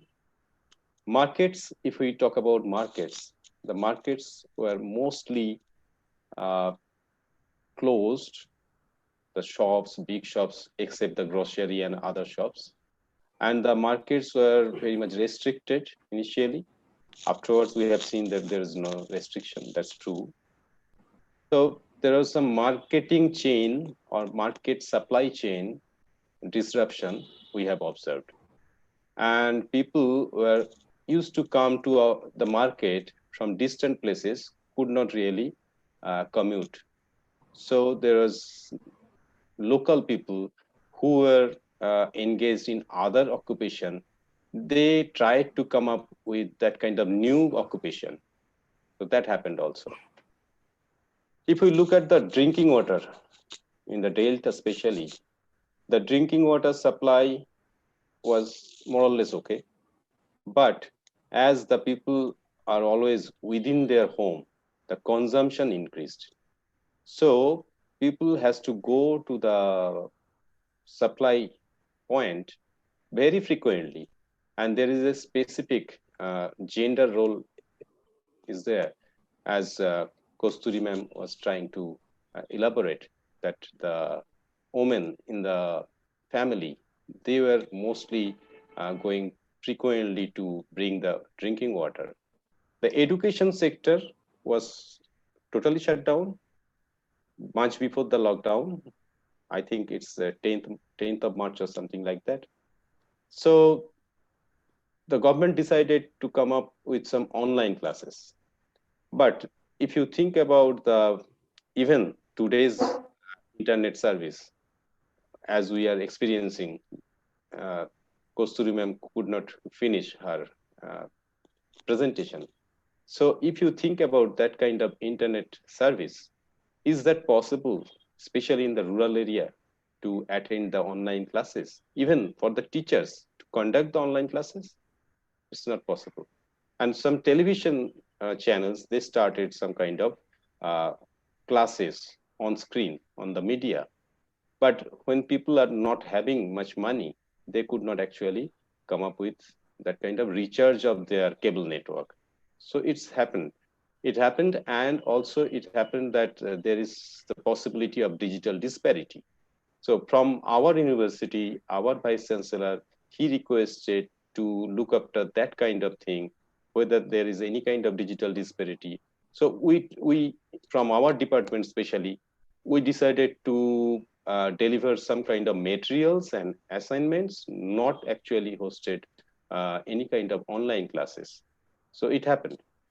And the fuel sector, if we look back, the fuel supply was a little bit limited in the remote areas, and people are not having money. They cannot really buy the LPG cylinders and other things because there is a huge level of loss of income. So it happened.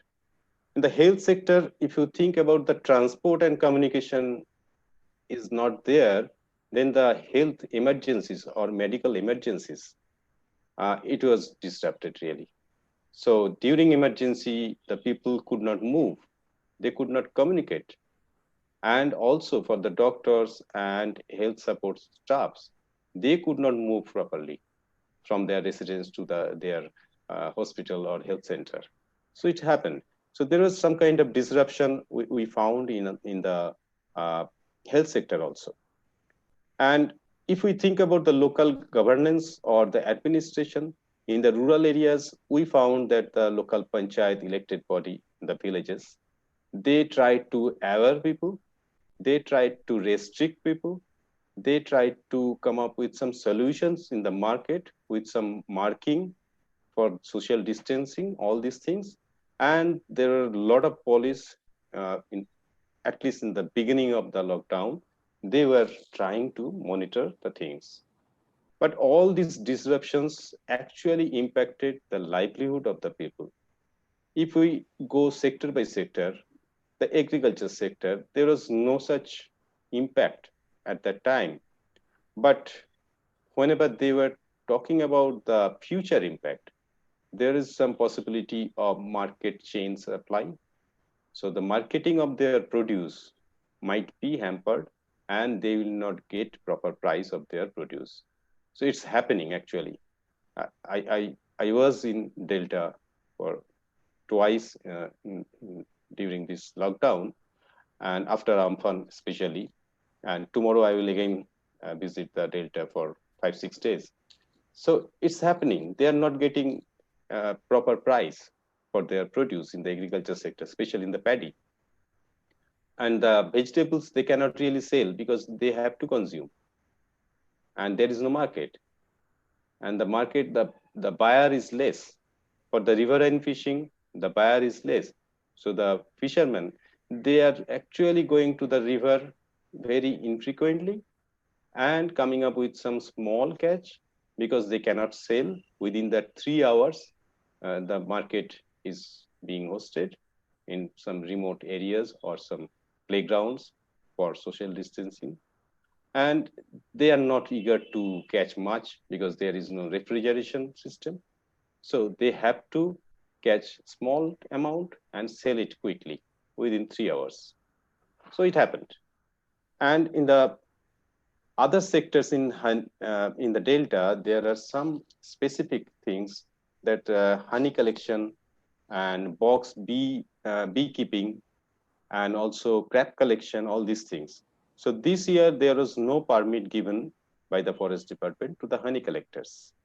But still, some people went inside the forest illegally.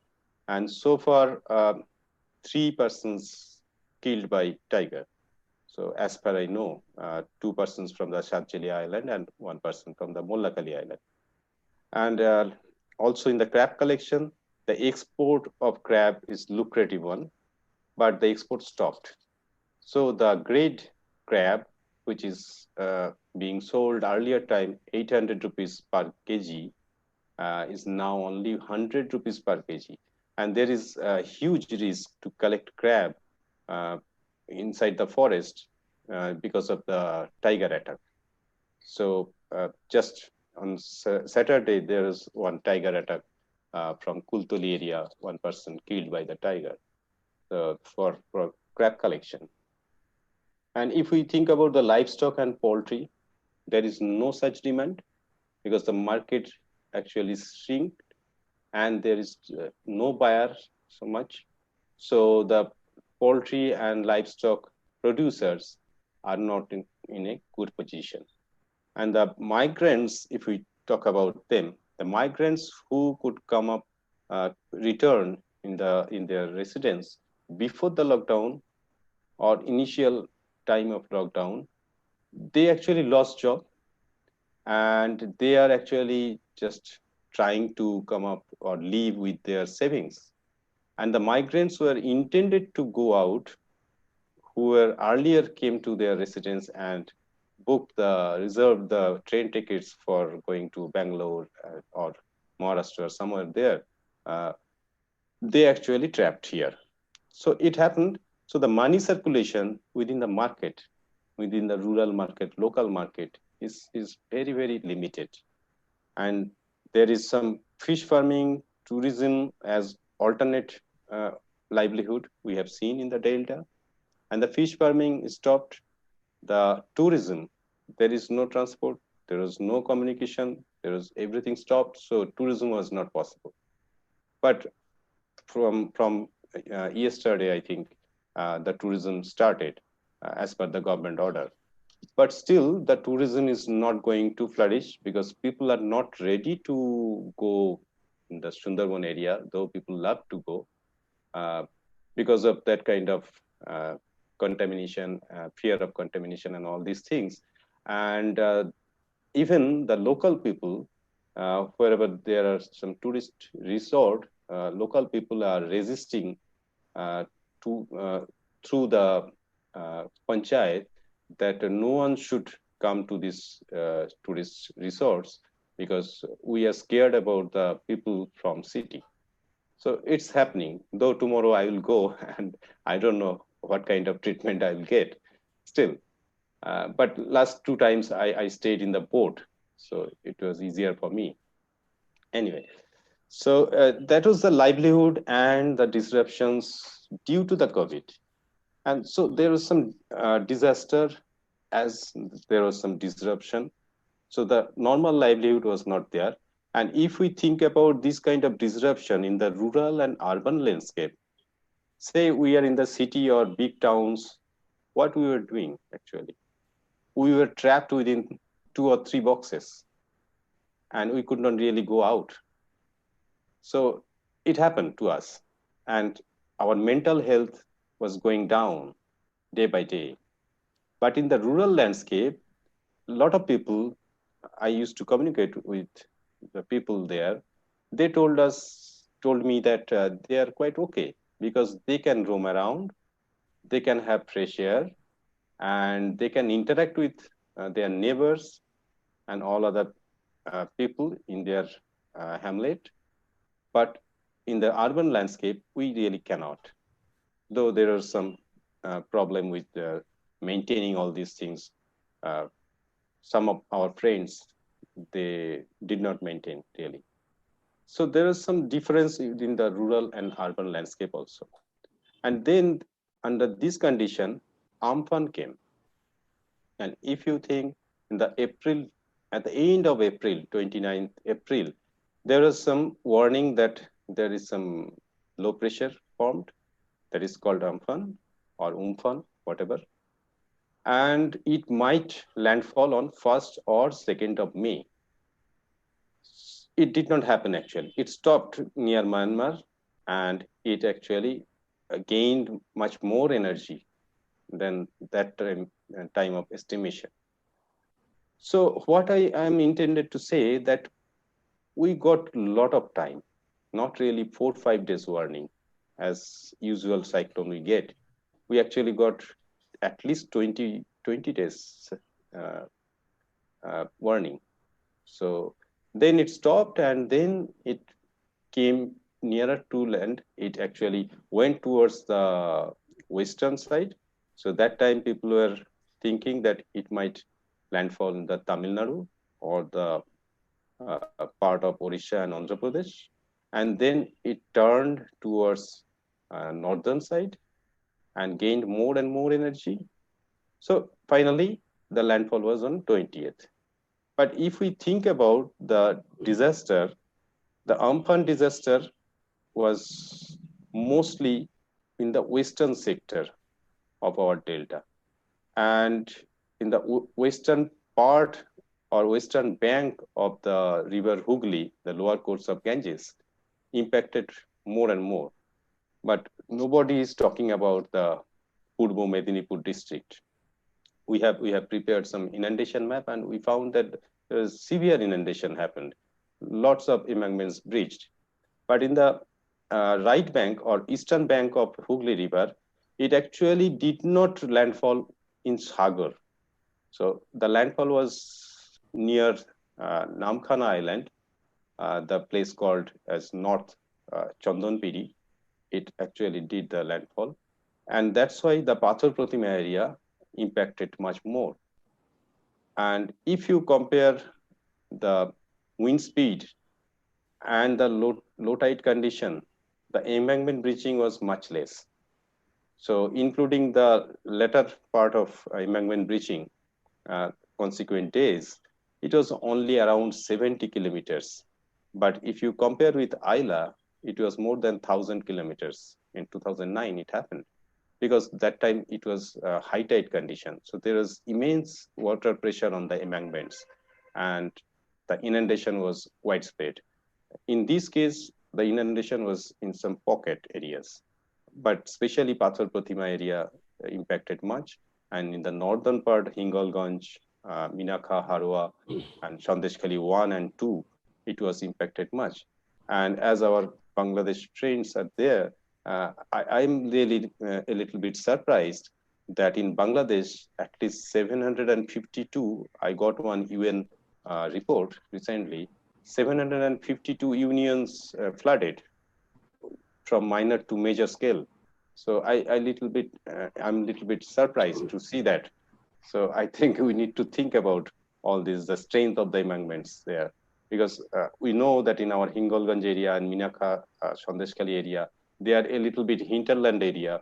So people are a little bit reluctant about constructing strong embankments. And that's why it happened there. And in the Goshaba area, some places like Uttar Rangabelia, that is north of Rangabelia, and Kalidashpur, Monmotonagar, some part of Shambhunagar. There was some inundation, and also in part of Kumirmari. Last Sunday, I was in Kumirmari for the whole day, and I saw there was small stretches of embankment breaching. So the water-related impact is really less compared to Isla, but the wind-related impact, high wind-related impact, is really high in comparison to Isla. And there is some physical damage, infrastructure damage, all these things, especially in the housing. It happened. So a lot of people are rushing towards those areas for providing some relief. And in this last Sunday, I have seen at least 80 boats providing reliefs. But in the relief strategy, what I found that the nearby areas are getting much more relief and the remote areas are not really. So it's very, very peculiar that people from Kolkata or some other places, they are rushing towards the jetty, the last point in the mainland, and they are very eager to provide the relief very quickly in the nearby region, and then come back with some banners, some photographs, some selfie, and all these things. And okay, we have done a great job, kind of thing. But there must be some role of administration, because administration has the actual database with them, where what kind of people are living and how many.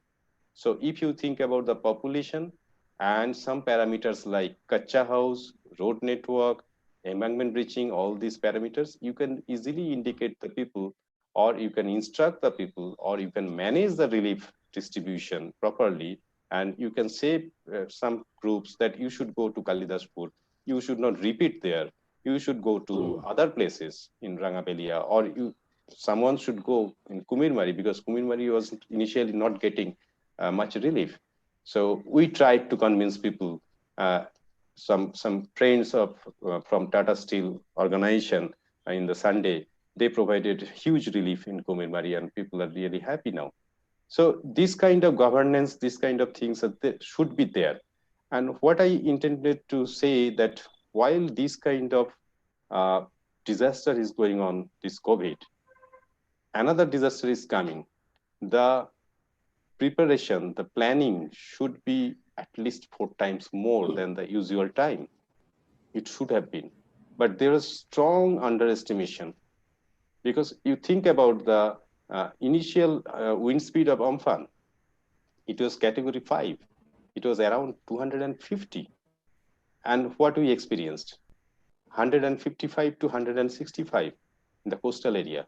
And in Kolkata, we experienced around 114, though the news channels are showing that 112, whatever.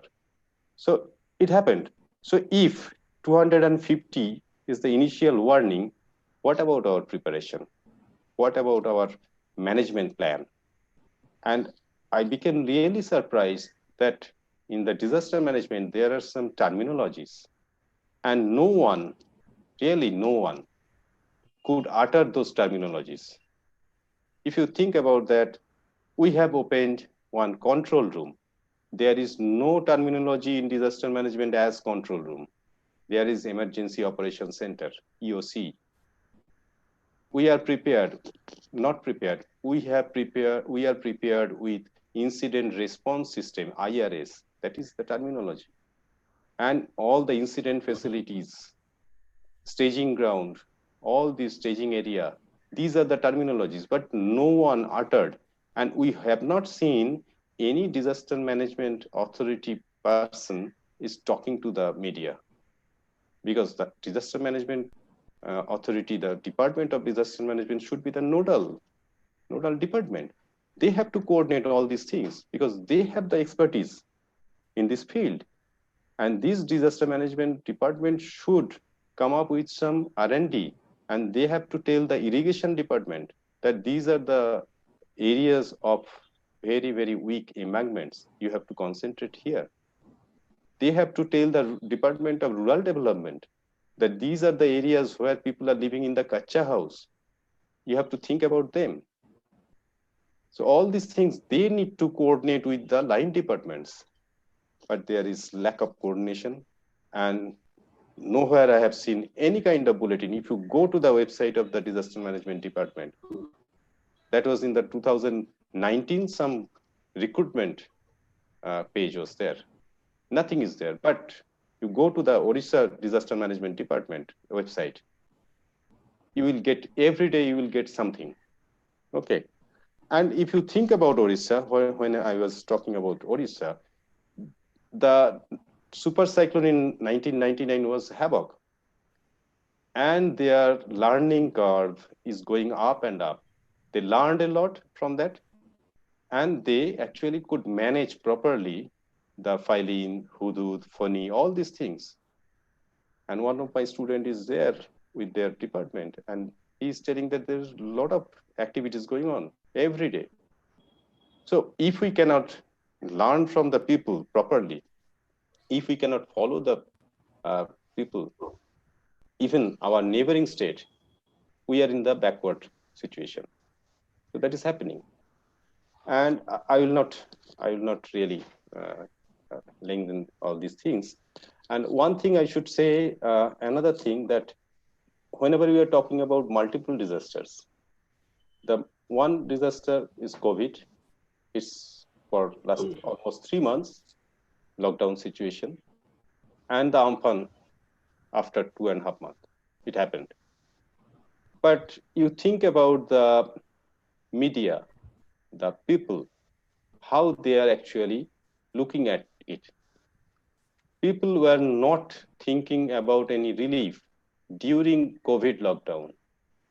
They did not consider this COVID lockdown as a disaster. You think about the people in the rural areas, the daily laborers, they are not getting any income, they are not getting any money. How they will survive?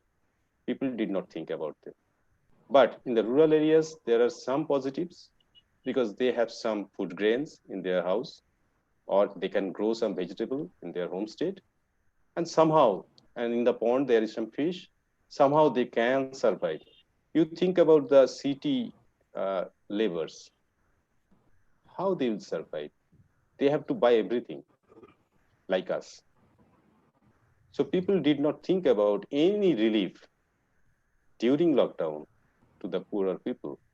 But the Amphan happened, then people jumped on all this relief work, and they tried to go to the Delta, because this is the opportunity, I would say very crudely, this is the opportunity for some people to go out during this lockdown situation. Okay, it's the kind of, I was telling people that this is kind of relief tourism. I saw a lot of groups, they are not maintaining any kind of social distancing. They are having the common cigarettes, sharing each other.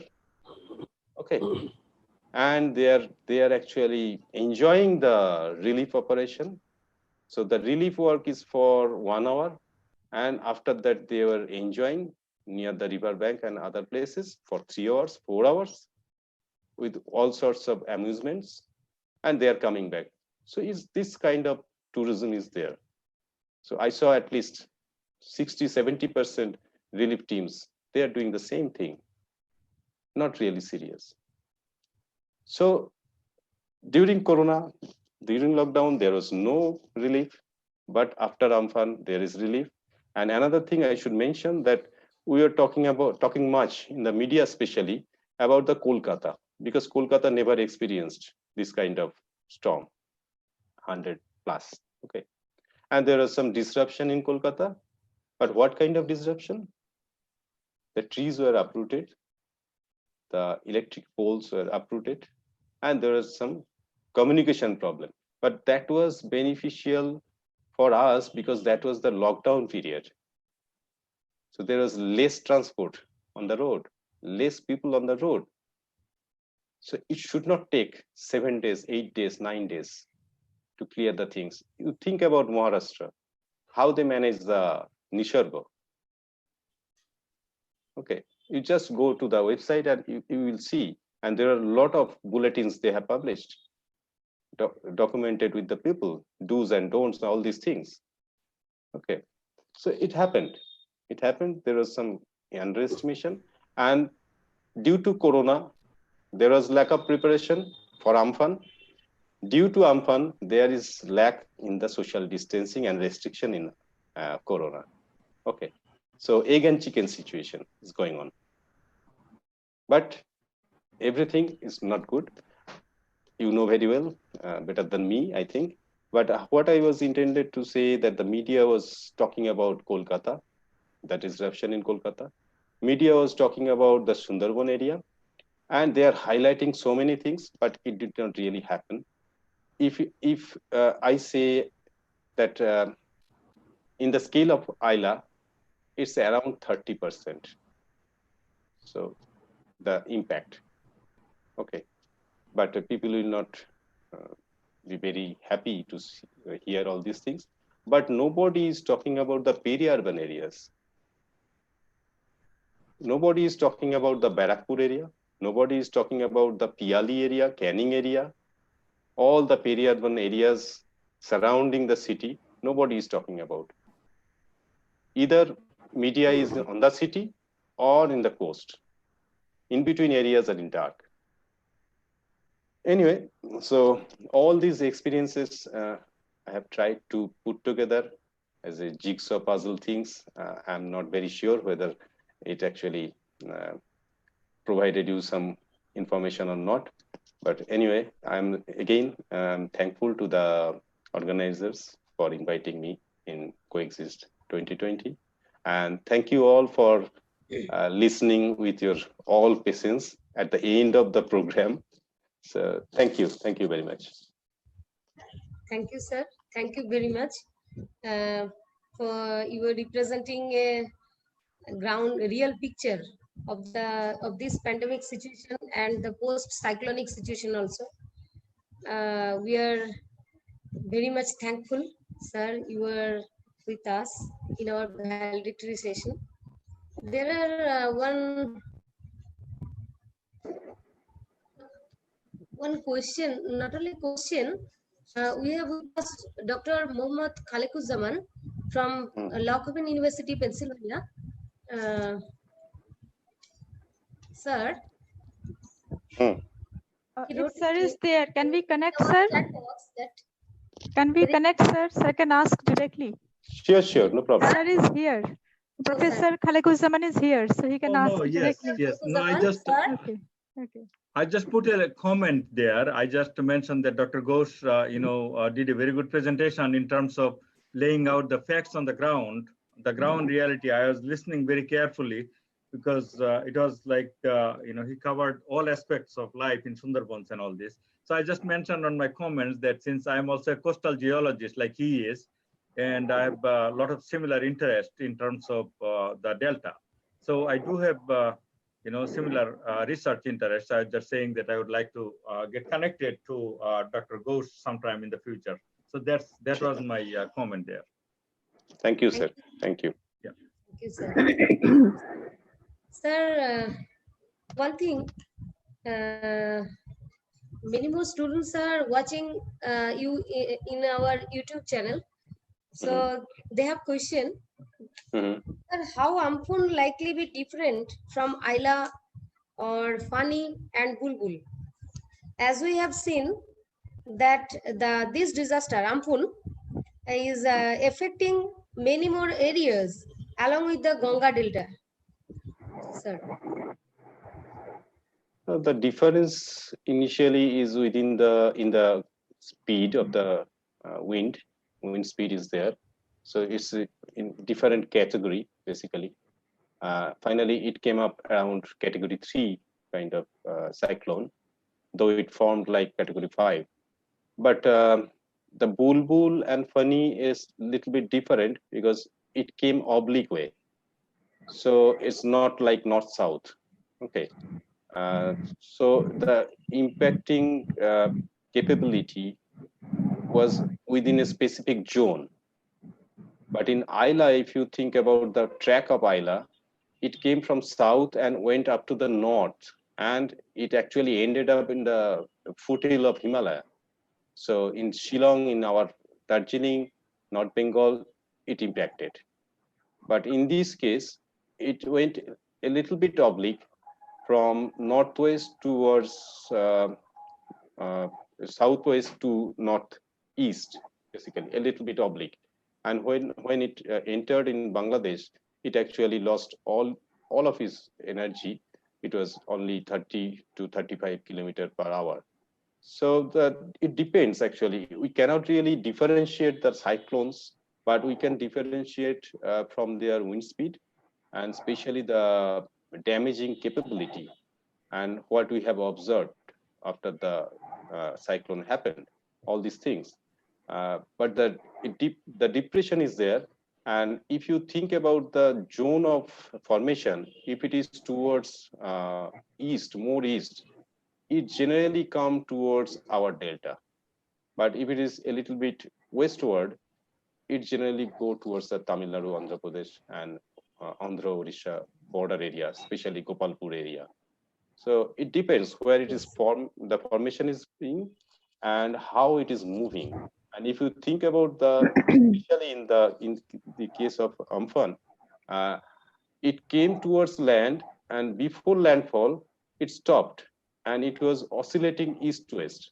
So that time it was gaining more energy because it was capturing more moisture, and then it started moving. Then actually a little bit deviation from the predicted path we have observed. So it depends. We cannot really compare all the cyclones according to their character. Thank you. I do have a comment or a quick query to Dr. Ghosh. I never visited the Sundarban part of West Bengal, but looking at the maps, looking at the maps, looks like that the extent of the Sundarbans used to be further to the west, all the way to the Kakdeep. Do you have any research like the coring and looking for the peat deposit in the western part of the Sundarbans where Sundarban actually ends? Because some historical data shows both in Bangladesh and West Bengal, the extent of the Sundarbans was much larger. During the British period in 18th century, they started cutting down the forest for agriculture. So since you are a coastal geomorphologist, so that's why even my last slide, I don't know whether you are there to see, I showed the picture of Sundarbans and mentioned that how Sundarban used to be much wider and larger. So do you have any research or someone else has any research? And I would like to know.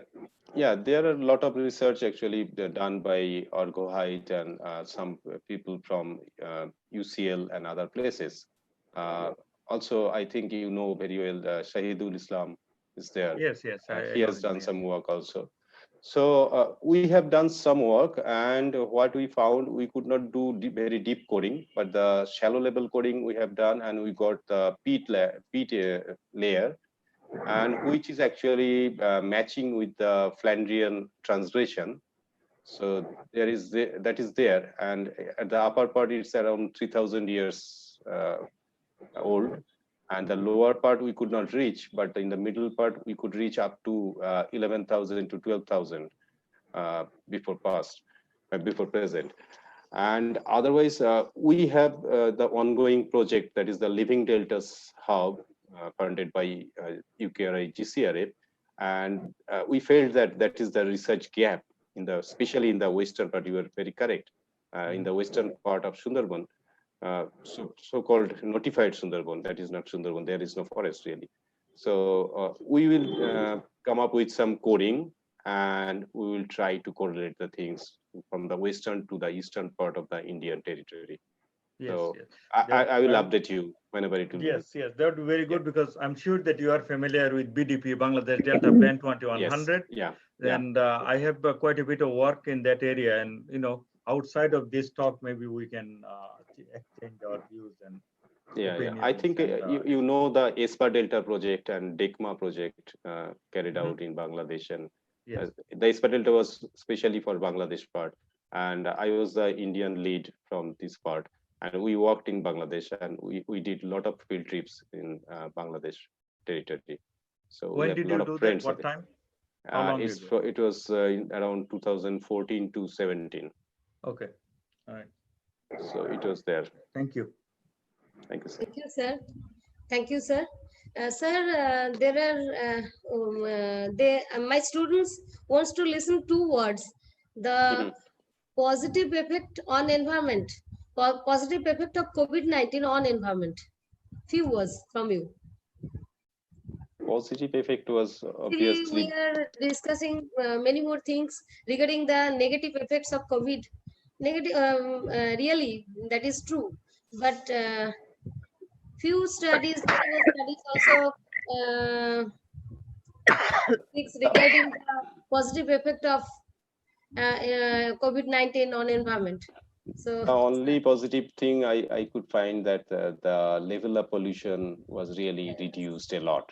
Okay, that is actually we know everybody we have failed, and the associated positive thing was that the biodiversity. So if you think about the especially in our city or town area, the birds, I did not see that kind of bird uh, roaming around my house. I never seen it. Okay, and you can see the clear sky. There's no haze in the sky as usual time. The Kolkata is having the haze always. So it is the positive.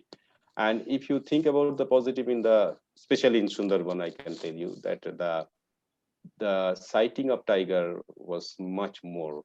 So they were roaming around, and the wildlife were becoming very, very liberal kind of thing, and they were fearless. They were coming up to the fence of the opposite side of the islands, habitated islands, and we have seen a lot. Most of few times we have seen them, and just walking down beside the fence. So these are positive, but that is positive for me because I could see the tiger, but that was not positive for the villagers. They became scared because if there is any gap within the fence, they can swim over the river and enter into the village. So that is the thing.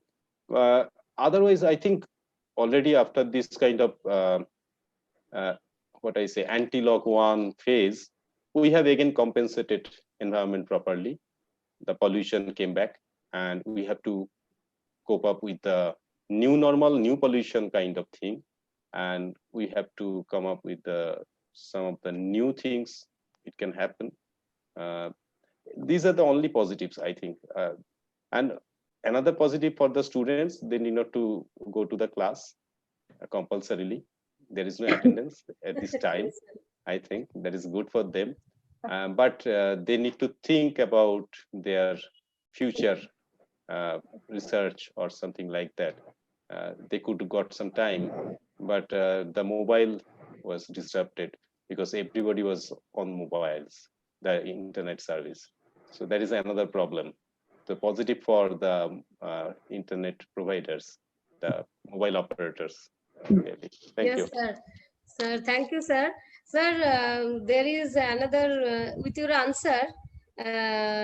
We can say that this anthropogenic hazard as COVID-19, if we named as anthropogenic hazard, so this anthropogenic hazard can reduce the effect of physical natural hazard, that is like amphoon or cyclone, etc. Not really. Not really. Because if we consider this as an anthropogenic hazard, Anthropogenic. that is, yeah, that is confined within the society itself. And if you think properly that everything is mostly concentrated in the city areas where densely populated places are there, and there are a lot of activities and a lot of mixing up within the people. But in the rural areas, there is less. So this actually has no such connection with the natural hazards. But if you think about this case is unique because the anthropogenic hazard was there that time natural hazard came. So this kind of multiple hazard situation is really can destruct any kind of economy and people of these things. And if you think about this corona lockdown, in between there was another thing, that is the, if you think about the rural area, there was poverty, chronic poverty, then the lockdown, loss of income, and then the Amphan. Okay, so multiple shocks we are getting. In the rural, there is multiple shocks. In the urban poor, there is multiple shocks. And that's why we have to think differently in future, how to manage, how to overcome this kind of situation. Thank you, sir. Thank you very much.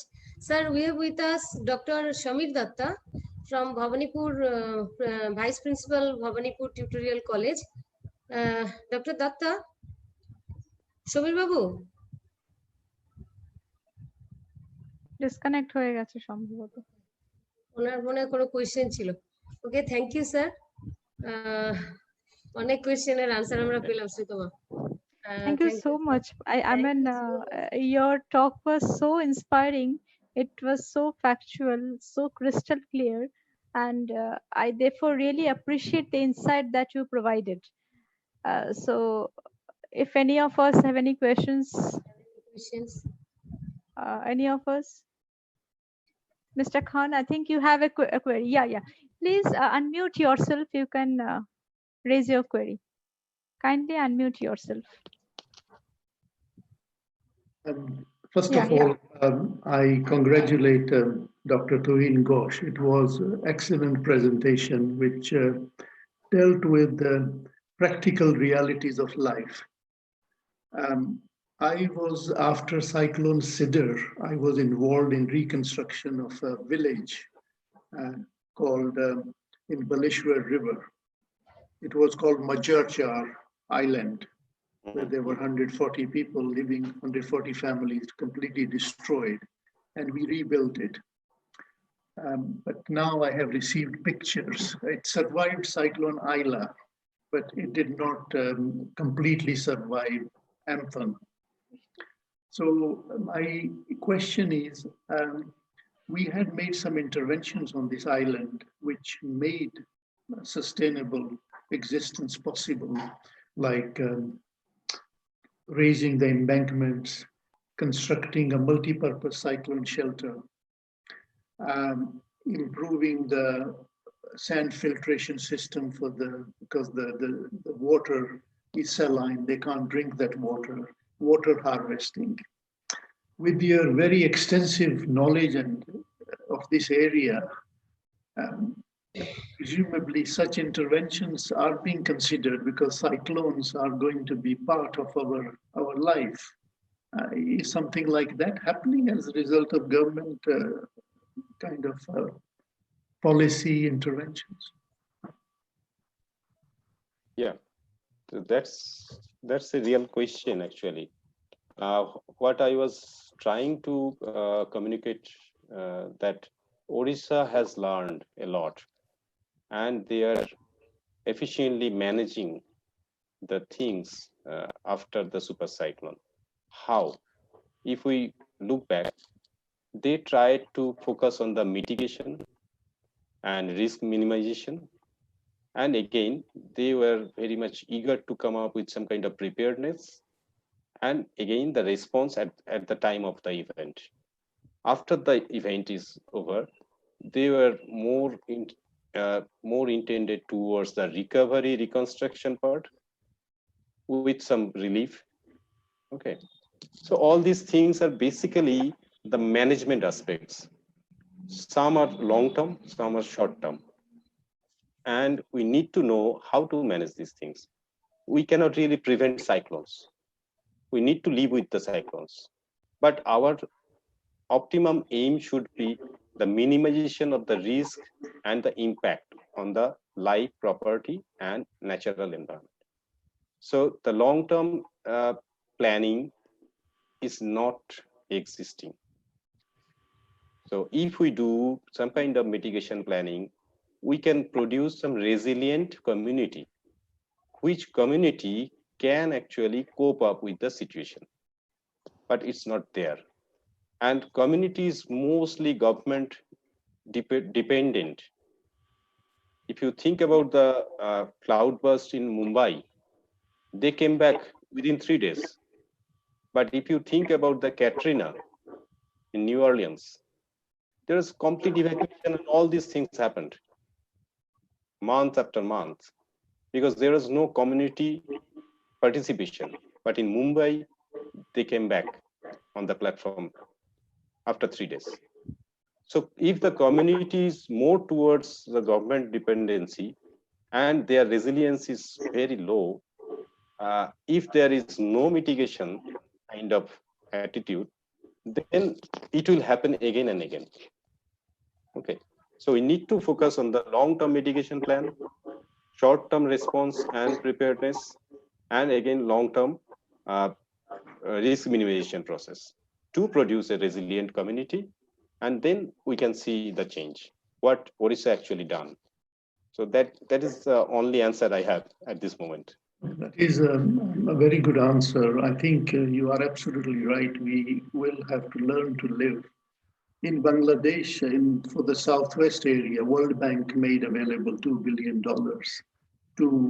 They had constructed these folders for preservation of agriculture and so on. And they are doing a project which is called long-term monitoring to see how we can improve the design of these folders so that they are more sustainable. Yeah. So that's a very good intervention. It is not a choice for Bangladesh to move 40 million people from there to somewhere else because the whole of Bangladesh is very heavily populated.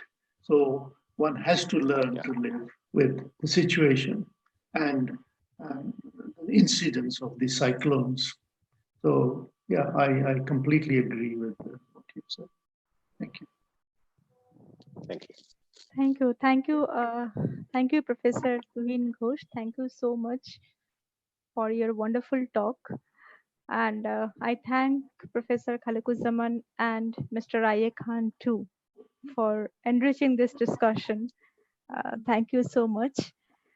Now, before we move on, let me just say that during our last technical session, there was, due to some technical error, we could not hear the concluding part of Dr. Kasturi Sinha Ghosh. So, Madam, if you are here, we would like to give you a space where you can please conclude your talk. Madam, are you there? Yeah. Yeah, I'm there. Madam is here. Madam is here. Madam, we really Okay. apologize for the inconvenience caused due to technical No, issues. not at all. Not at all. Okay. Not at all. So Okay. yeah. So and So Dr. how much Jayanta time do I Mukherjee, if have? you are here, Dr. Jayanta Mukherjee, if you are here, you were chairing the session during that time. So may I request you to please carry on? Okay. And how Okay. much time do I have? Madam, right now, actually, since we are running short of time, so I think if you can wind up within 3 to 4 minutes, it will be very good for all of us. Okay. But I'll try. Okay. I'll try. My apologies again, but Okay. Yeah. Sure. Okay. Thank you. Thank you. Not at all. Not at all. Okay. Sure. I'll try it out. Okay. So, like since I was talking about two cases that I've taken, I will just quickly I'll talk about those two cases, and because that will help us to understand the real, situation out there. So this is I talk about a lady. She's a 38 years old lady. She stays in Tehoto block of Noida district, and everything was going fine. Her husband was staying outside. He was working in Sholapur in Maharashtra. And she was there with her 3 kids and her ailing mother-in-law. And all of a sudden, this lockdown was announced. But anyhow, since the money, I mean, she was not able to get the money from her husband because she was not able to go to the bank. She was having some financial crunch. But anyhow, she could really do with it. And meanwhile, within this lockdown period also, she had the eldest daughter, who is 16 years old, she got a she thought of plan of getting her married because this was the best time for her because she will have to spend very less amount of money and then she can get her child which is a minor, who's a minor, she can get her married off. So this one problem, this is one observation, that child marriage is a propensity of child marriage is there. Now her husband returns back as a migrant labor. So being a migrant labor, he was tested and he was quarantined. Another important thing that she shared, I mean, just casually, she said that my husband comes every morning and he gets the vegetable and he goes away. So you can understand, from quarantine center, she's her husband is visiting her daily for delivering of vegetables. So this is something which is ridiculous. Anyway, now the second, this was about the lady who is in the domestic sphere, and now I'm talking about the health worker, frontline health worker. She's a medical professional. She commutes from Kolkata to Tehotto every day, and in this period of lockdown, she has not been provided with any vehicle. She has to manage of her own. Okay, and during I mean, if it's a night stay, she doesn't have a place to stay. If at all she has been given a place to stay, that is in a very dilapidated situation. Washrooms are really unhygienic, and if she has along with other team members, if she has a duty in the quarantine center, she cannot use a washroom because of the exposure of the the infection. So from all this, there are so many more things that I could have discussed, but my core observation or the findings which I can tell you is that definitely there's a the secondary impact of coronavirus is really there. Women are being has to face domestic violence. We are having cases of trafficking also. We have in due course of time, and from secondary literature review, I could find out cases of trafficking is also there. Then child marriage, propensity of getting their minor children getting married so early at an early age, that is there. Then since the ICDS centers and nearby primary healthcare centers are closed down, women are not getting appropriate healthcare, so their sexual and reproductive rights or health, that is at stake. The women who are pregnant ladies, their the antenatal and postnatal cares are being affected. Asha workers are finding it difficult to speak to the people, because they the moment she goes and visits these the local people, they're just closing the door, because they don't want to speak to the Asha worker, because they saying that she will take me to the quarantine center. So these things are there. Then young adolescent girls, the menstrual hygiene again is a problem. She could get the sanitary napkins. Girls could get the sanitary napkins from school or the vending machines or from ICDS centers, but now she doesn't have that opportunity. She has to get back to the old age menstrual those practices which are unhygienic. So these things are there. The malnutrition again is a thing that women or the adolescent girls and girls would face, because they will basically get the best food for the household, and the least what she can do is just have some food which has no nutritive values. She will not go to the toilets because of the infection, and rather she would have the problem of getting gastrointestinal and other urinary tract infections. These things are there.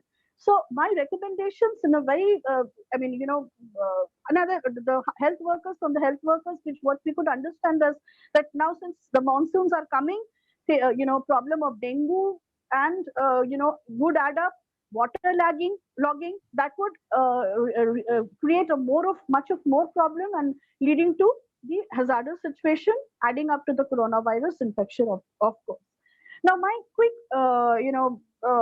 what I can say is good mapping system has to be there, so that we can identify those pockets or those families in which women are facing are in some difficult situations, or children are we are suspecting that they might get trafficked or are facing abuse. Then we have to have innovative counseling centers should have some innovative technologies to provide some psychological, psychosocial, help can be or services can be there. Then, in fact, women commissions, both center and central and state women commissions, they can have some baseline surveys to find out the actual picture and understand right from the women that what they actually want and what they are going through. Then testing of the migrant ladies, of the migrant women, I mean the families of the migrants. That is more. That is also necessary. Then ICDS should start working and following the norms like social distancing and everything that by maintaining that, because they are the key providers, health providers. That is there. And panchayats can also do very good work, uh, in spreading awareness and improving the hygienic conditions. In fact, the public engineering department also has a very important major role to play. They can for improving the infrastructures of the rural areas, providing water, potable waters available to the households within the proximity of the living area. Health checkups obviously can be done to the primary health sectors and primary healthcare centers and the ICDS. Then, like if we in city area, if we have big bazaars and Spencers, then why can't we have something of that sort, some mobile selling in mobile vehicles? Why can't we sell groceries, medicines? Kasturi madam, can you please wind it up within 2 minutes? Sure. Thank you. Thank you. Okay. And then adequate, adequate training has to be provided to the, particularly to the base, frontline workers. And there should be some epidemic centers or disaster management sectors in the district. So let COVID be something which we have to fight, but it should not become the instrument for promoting gender discrimination in our society. Thanks a lot. Thank you, ma'am. Thank you, ma'am. For a beautiful lecture. So I really apologize because I had to terminate you from speaking. No. Due to internet problem from the seat of chairperson. I want to ask you that you have talked about the specific plight of the women of Tehotto district of Tehotto block of Nadia district. But in general, this is the plight of the women everywhere post COVID-19, not only of Tehotto block, but in general. Because that was the area which I took. Generally, yes, we can. That is in all the rural areas. This is something which we are looking into. I mean, it's just because that was my study area. But yes, this is something which is very common in every rural areas. Because migrant women who are coming from far places, they also delivered their child in the train, and we have seen the plight of the women.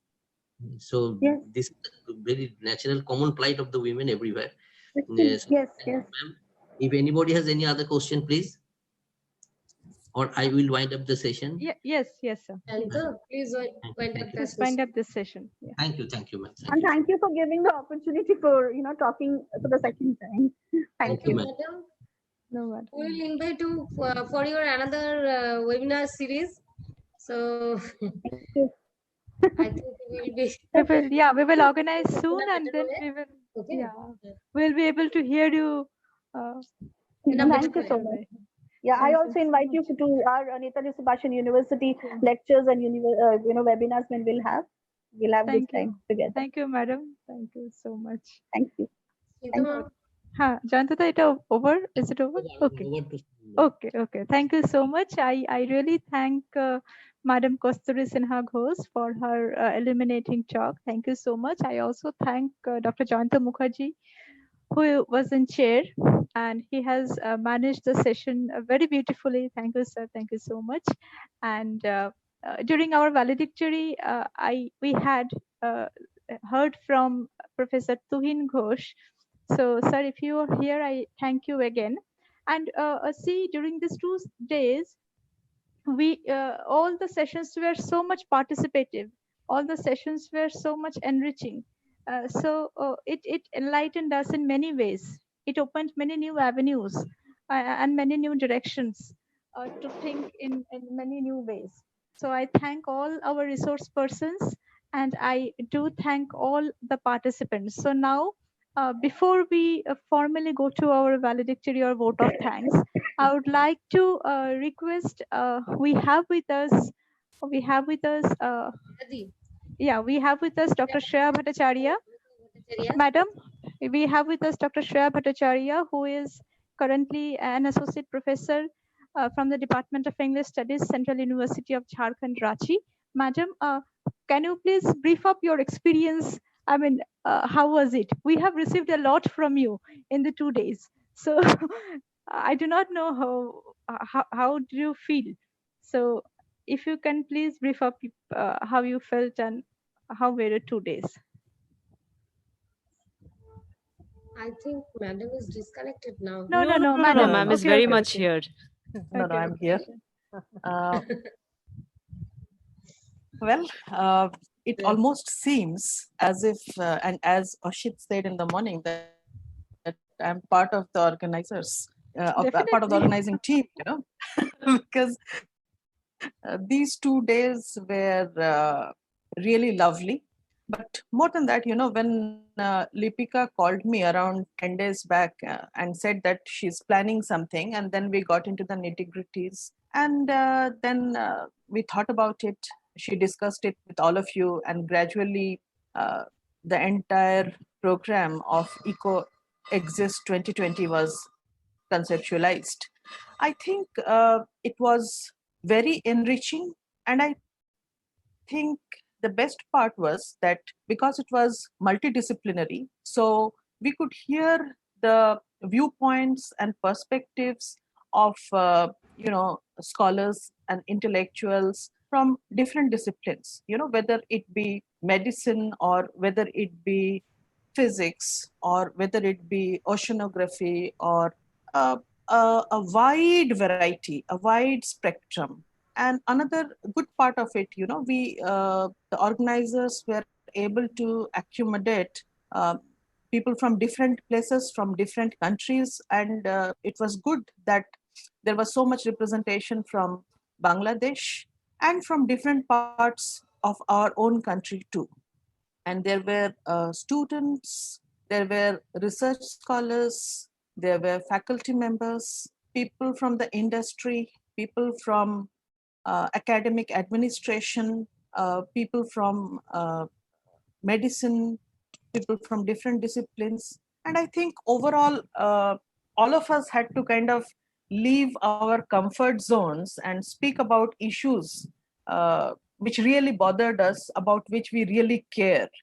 Like otherwise I would have remained perhaps confined to literature, and somebody would have remained confined to physics, somebody to geography, but it was not like that. We were forced to think out of our regular boxes, to think differently, to think about those things and speak about those things about which we are genuinely concerned, about which we are genuinely disturbed. So I think overall it was a very good experience, and particularly for me it was a very enriching experience. And also it made me very happy because there has been so much of friendship and camaraderie. When I joined this group of friends, I knew Lipika, of course, whom I have adopted as my younger sister. Yes, and I knew Ashit. But now I have more friends, Saheli is there, Shritoma is there. It feels like one big family. And I congratulate all these young budding scholars and faculty members. And I congratulate the administration of Belda College for being so supportive. And I congratulate you for your resourcefulness, for your initiative, and for your interest in both academics as also in being so socially committed. Good luck in all your future ventures, and thank you. Thank you so much, madam. Thank you so much. Professor Khalikuzaman is also with us, sir. May I request you to please share your experience in brief? I mean, if you're, yeah, sir is here. So before that, I just want to introduce Mr. IQAC Khan with all of you again. He had made his presentation yesterday, but today let me introduce again.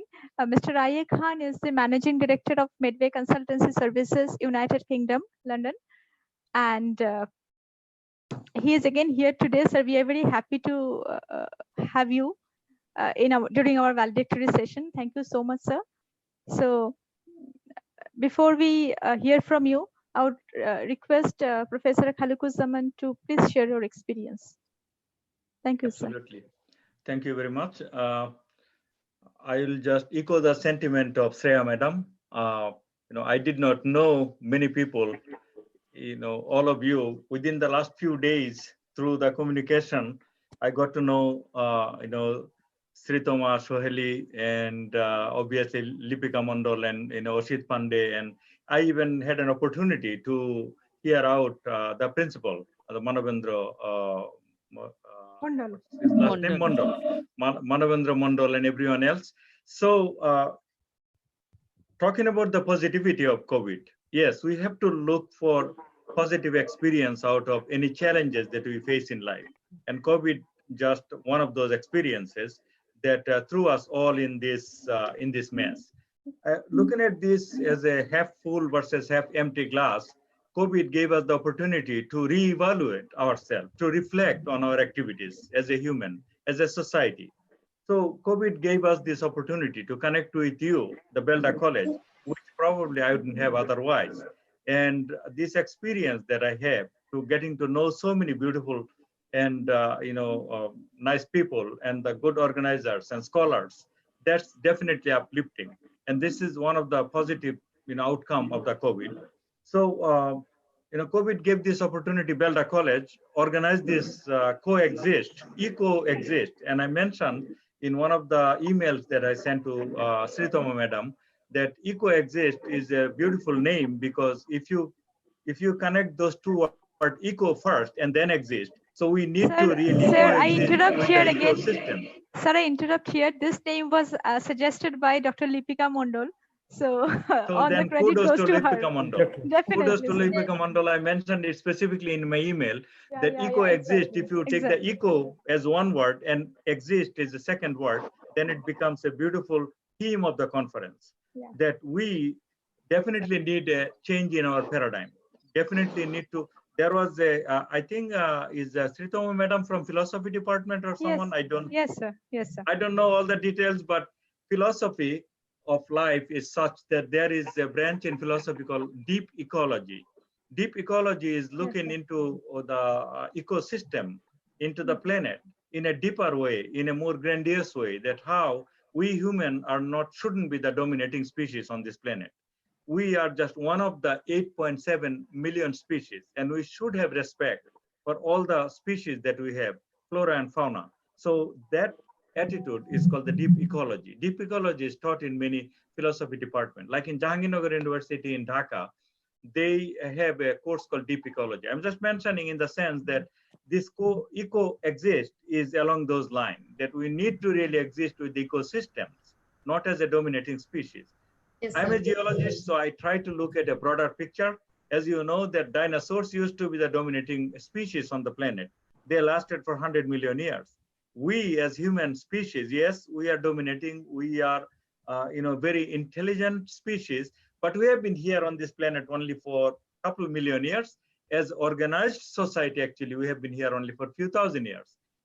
But within that few thousand years, we are capable of changing the natural processes. We are capable of causing tremendous devastation to our planet. So from that perspective, we are smart but not really the best species, that I would say. So we need to really look deep into this philosophical aspect of our life. So going back to, I don't want to longer it, and thanks all of you to give me this opportunity. But as I said, Belda College organize this event that would be a quality of any event I have seen anywhere in the world at any major universities.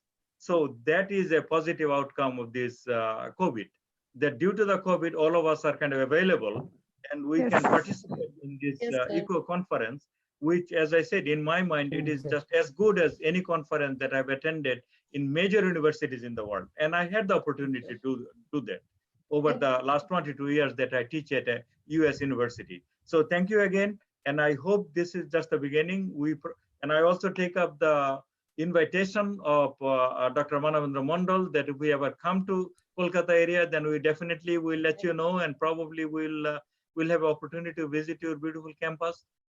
So altogether, thank you very much. Thanks all, and good luck in your future endeavors. Thank you. Thank you so much, sir. Thank you so much. Your golden words are really treasure for us. Thank you so much.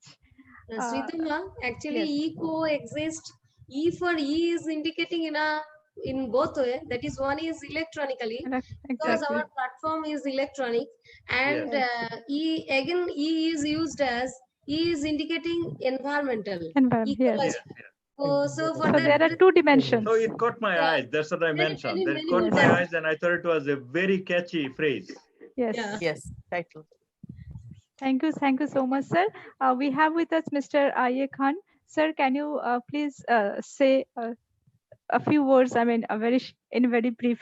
How was your experience in the last 2 days? Well, thank you, Dr. Mishra. First of all, I was hugely privileged and honored to be kind of interacting with you.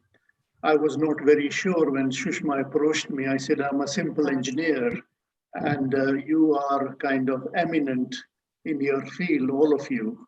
And it doesn't look right. She twisted my arm. She said, no, you give us a subject and talk about it. So I talked about my experience of living in the UK, having lived in Bangladesh for 33 years, living in a lockdown situation. For every disaster, there is a silver lining, and there are lots of positives that can be taken from this pandemic. Like, for instance, in London now, people are going to work by cycles. A lot of cycles are being bought. That will reduce pollution in a city like London. So that is a positive. And also, yesterday in my presentation, I mentioned that do we need growth all the time? Politicians are obsessed with positive growth. Positive growth brings with it other undesirable consequences. Maybe we can live with no growth, and if that helps the environment, perhaps that is the thing to do. So all in all, I think it has been a wonderful experience. I have gained more than I have given. So thank you very much, and huge congratulations to Belda College for taking this initiative to organize this conference, which is of so much relevance to all of us. So thank you very much. Thank you so much, sir. Thank you so much. Shushma, if you are here, can you hear me? She actually connected us to you. So I really thank Shushma for that. So Shushma, tumi ki acho? Okay. Let her be in connection. But till then, we have with us Dr. Jayantu Mukherjee. He has been very supportive in our endeavor. He is also our IQAC member, and he is the head of the Department of English, Belda College. Sir, you have been so patiently attending all these sessions since yesterday. So I really thank you, sir. Sir, can you please share your experience about the conference? Can you hear me? Yes, sir. Yes.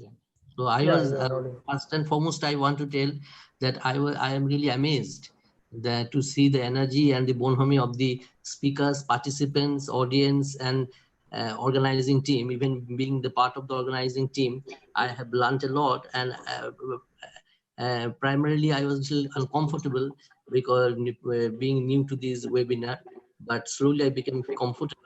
And throughout these two days, we have learned a lot about COVID, and it's a new challenge. We have learned that, and still, as much as we deliberate and discuss, the problem becomes more confused. But we have to remove this confusion through more and more webinar. And I hope that in the future we can organize this sort of webinar more successfully. And thanks to all the participants, speakers, and my peers, my colleagues. And thank you all. Thank you. Thank you so much, Dr. Mukherjee. Thank you so much. We would also, we would also have been happy if Dr. Amitabh Bhattacharya were with us, but I am unsure whether he is there or not. Amitabh da কি আছেন? হয়তো এখন connection নেই. Okay. আছেন উনি আমাদের সাথে আছেন. Okay, sir. But I'm not able to connect on video. Okay, sir. Okay, sir, no issue. Okay, no problem, sir. At least if you share your experience. Yeah, no. Can you please? Yeah. For the first time, I have heard about you a lot from Shreya. Yeah. College, but I know some of you by name also. But this was the first time I got to interact with you. This was the first time I attended a conference on such a different topic from what I work. I work on soaps and detergents all the time. First time I spoke on something totally different. And for the first time I spoke on the electronic media instead of speaking face to face. It was a new experience altogether. And the way you have organized it under these circumstances with so much restrictions is really wonderful. Thank you so much. Thank you so much, sir. Thank you. Thanks a lot. I will now like to. Yes. With us, Dr. Alok Chandra Shamal from Kolani University. Okay. Welcome, sir. Welcome. Alok, can you hear me, Alok?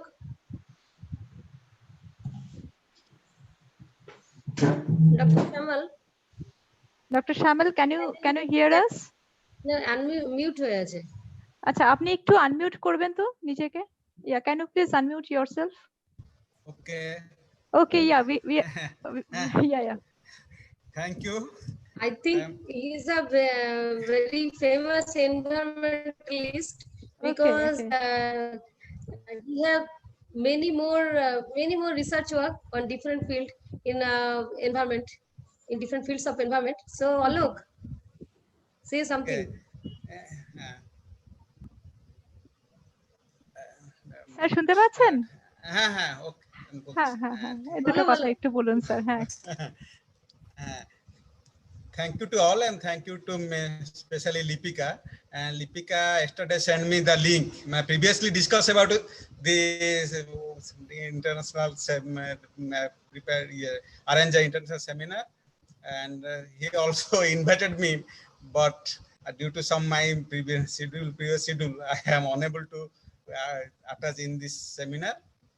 And she's very energetic and enthusiastic, and I also here in Kolani University I organized a seminar, and we discussed with Lipika about her experience, and he also discussed many times with me. And yesterday I listened in this seminar in YouTube that I have no time that time, and today and most of time I listen this seminar. It was very interactive and interesting, and all our speakers are very good and very interactive also. And from some speakers from the Bangladesh are very much interesting, and their experience are very good. And thank to all energetic. I senior the four madams are very energetic and organizing this seminar beautifully. And thank you all. Thank you, Alok. Thank you. আমি সবসময় অলোকের কাছ থেকে different suggestions নিই। Even এই সেমিনারের জন্য I have taken so many suggestions to organize this seminar, e-conference also. Thank you, Alok. Thank you. Thank you so much, Dr. Resi Shamal. Thank you so much. We are having with us, from our faculty fraternity, we have Dr. Rakhi Sharma. Rakhi, if you are here, can you please unmute yourself and say, in very brief, how did you feel these 2 days and what was your experience? But before we hear from Rakhi, let me tell you, may I request any of our participants to please share their feedback? Yeah. Please. You please raise your hand. We will unmute you, or you can unmute yourself. Just raise your hand, and after Rakhi, we will give you the chance. Rakhi, if you are here, Can you hear us, Rakiti? Yes, yes. Hi, Yes. yes. Okay, Hello. okay, okay, Hi. okay. Yes, Okay, yes. okay. I can hear from last 2 days. I know I am here. But first, I would like to congratulate although I'm the part of the quiz, but I'm not really actively participated in this conference. It's a very well done. I should say, conference, because I am hearing most of the webinar from my home, both national and international. But this is at par from any international conference. And since we are from all different places, the organizer are organizing this program with both national and international experts, and it's really very good, informative, and successful conference, I should say. And congratulations to all, including me, because part of the Belda College. And thank you to all experts who participated in our college seminar. And thank you. Okay, thank you, Rakiti. Thank you so much. Thank you. So our participants, none of us have raised hand yet. But they have commented in the chat box. Okay, okay, okay. Any of them? Yes, they want it's to from speak? Dr. Ali Hussain. Thanks to all respected resource persons as well as organizers for Okay, organizing okay. such a wonderful and knowledgeable international conference. Thank you so much. Thank you. I now request our IQAC director, Dr. Rashid Panda, to share his experience, and then we will get on to vote of thanks. Yes.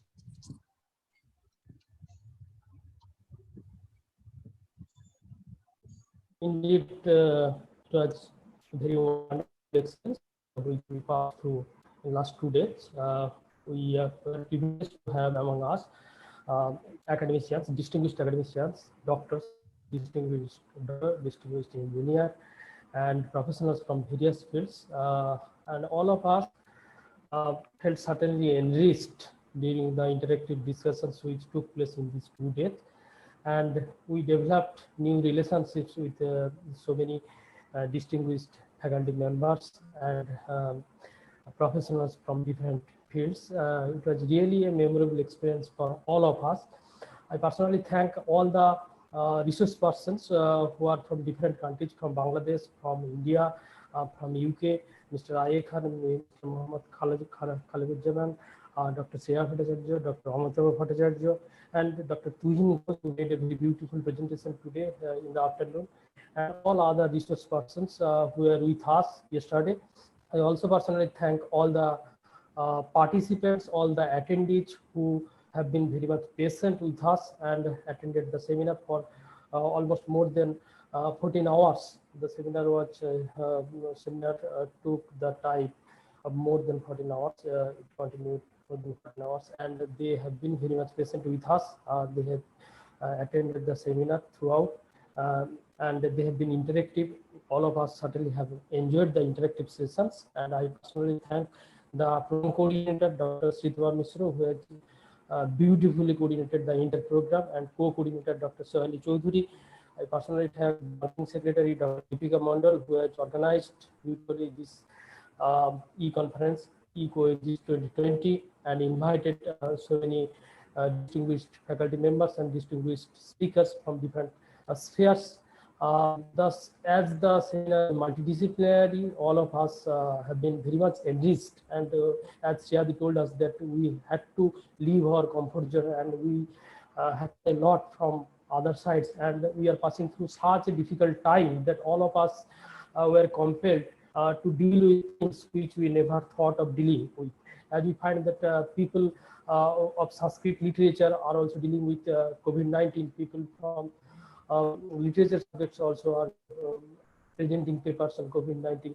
Thus, we have to leave our comfort zones. Thus, I think the 2 days which we passed, which we enjoyed throughout the 2 days, the interactive sessions, the interactions, the intellectual deliverance which we experienced in these 2 days have certainly been very much helpful, very much beneficial for all of us as intellectuals, and it will help us in our future in doing further researches and opening up new avenues and finding out new avenues to tackle the social problems related to COVID-19. And thank you all again, distinguished participants, distinguished resource persons, distinguished speakers, or the organizers, the coordinator, the organizing secretary. I personally extend my heartiest thanks to all of you. Over to Siddhu. Thank you, Dr. Rashid Panda. Thank you so much. Now, Sritama, yes, we have with us Shubir for yeah, definitely. I was about to say just okay. সুবিধা যদি থাকো তুমি একটু সামনে আসবে, একটু unmute করে। আচ্ছা, যার জন্যই পুরো ব্যাপারটা হয়েছে। সুবিধা দুটো কথা আমরা শুনতে চাই, আর কিছু মানে খুব ইনফর্মাল ওয়েতে শুনতে চাই, ফর্মাল ওয়েতে দুটো কথা শুধু। কেমন তোমার মনে হলো, মানে পুরো ব্যাপারটা তো তুমিই সামলেছো? It's being a pleasure. মানে ব্যাপারটা হচ্ছে সবচেয়ে বড় ব্যাপার যে এত বড় একটা ইভেন্ট আপনারা আমার উপর রিলাই করেছেন, ব্যাপারটা যে এত বড় একটা ইভেন্টকে আমি হোস্ট করতে পারবো। তো জানি না কতটা পেরেছি, কোনো আশা করি কারো কোনো অসুবিধা হয়নি। আশা করি কারো কোনো অসুবিধা হয়নি।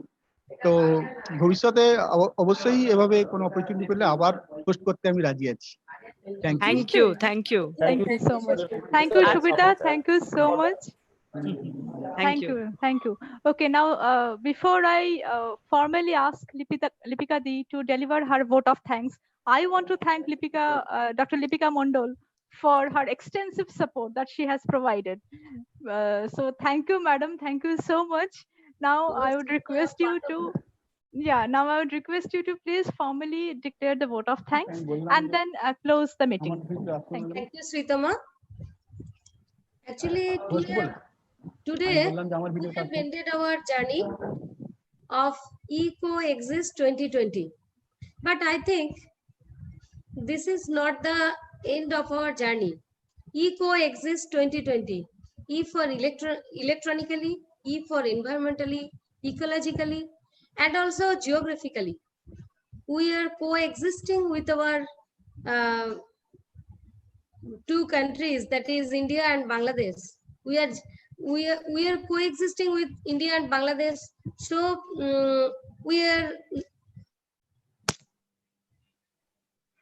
I want to say that is not the end of our journey. So Sritama said that I will give a vote of thanks. So Sritama, thank you, Sritama. On behalf of our college, Belda College, and the entire fraternity of our institution, first of all, I extend my most sincere thanks to Dr. Madhavendra Mondol, Chief Patron of this program and Honorable Principal of our college. With his blessings and encouragement, we are able to make this event successful, e-CoExist 2020 successful. And I would like to extend my heartiest thanks to Dr. Khalekuzzaman and Dr. A. Chaudhary, registered Dhaka University of Engineering and Technology, Bangladesh, and Professor Mokaddam Hossain, Bangladesh Open University, and Dr. I.A. Khan, Managing Director, Midway Consultancy, London, Dr. Amitabh Bhattacharya, Sikkim University, Department of Physics, Sikkim University, and Dr. Poyas Thomas, Department of Philosophy, Assam University. We are very happy that we have with us Dr. Shreya Bhattacharya. It is our great pleasure that we have with us till now Dr. Shreya Bhattacharya, who have continuously attended the session, all the session, and chaired many of them, and have guided us at the time of in the way of encouragement and enriched and appreciated our participants. I would like to extend my special thanks to Professor Khalekuজ্জামান, who is also chair professor in the Department of Geology and Physics, Lock Haven University, Pennsylvania. It is early morning there. Sir, he's still joining with us, and he has spared his time for us. Sir, I hope we will able to hear you in a more better way at our institution at Belda College.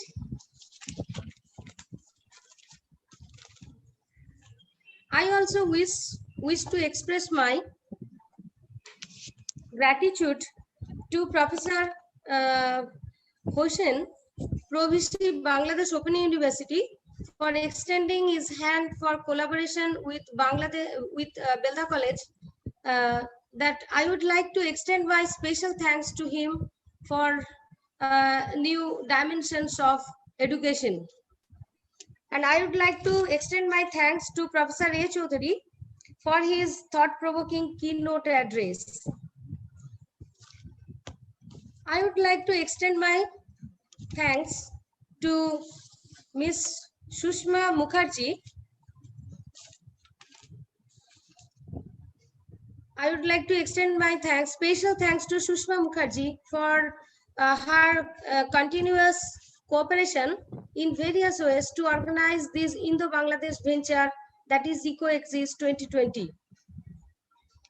I would like to thank Dr. Rashid Ponda, Director IQAC, Belda College, Dr. Sritama Mukherjee, Convener and Assistant Professor, Department of Philosophy, Belda College, Dr. Shahili Chaudhary, Joint Secretary, Department HOD and Assistant Professor, Department of Sociology, Belda College, Dr. Jayanta Mukherjee, HOD, Department of English, Dr. Anandamaya Sinha, Assistant Professor, Department of Economics. Apart from this, Rick Roy, Assistant Professor, Department of Computer Science, Rajarshi Gayan, Assistant Professor, Department of Physical Education, Dr. Sujata Ghosh, Department of English, Assistant Professor, Department of English, Dr. Mukesh Pradhan, Assistant Professor, Department of Physics. I would like to extend my hearty thanks to the paper presenters across from different states from India, researchers, academicians, participants, students, and all the YouTube viewers, and those people who are joining with us from the industries, etc. On behalf of my institution, I would like to invite all the eminent resource persons from Bangladesh, UK, USA, and different states of India. I would like to invite all of you in our institution so that we will organize the next part of our e-CoExist 2021. I think that will be a better environment than we will free from COVID and we will free from the effects of COVID pandemic. So we will meet physically in our college in our next e-conference, international e-conference, that is e-CoExist. Thank you all. Keep safe and keep healthy. Thank you.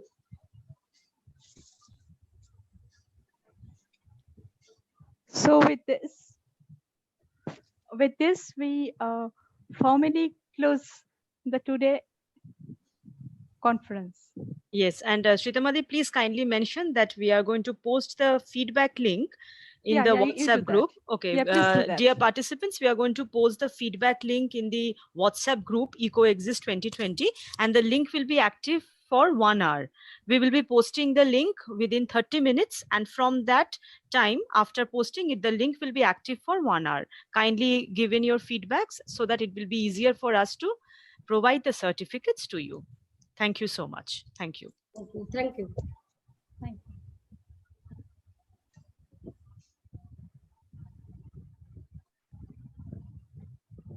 বন্ধ করব? Thank you everybody. হ্যাঁ করে দাও। Thank you.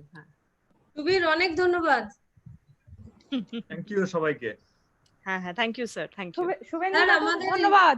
Suvendu দাও ধন্যবাদ। Subir, professor Khalekuzzaman আমাদের সঙ্গে আছেন। জি জি। হ্যাঁ হ্যাঁ হ্যাঁ। স্যার স্যারকে আমাদের কলেজে আসার জন্য আমরা ইনভাইট করছি। বাংলা তো বলবোই, বাংলা বলবো না কেন? আচ্ছা আচ্ছা একদম।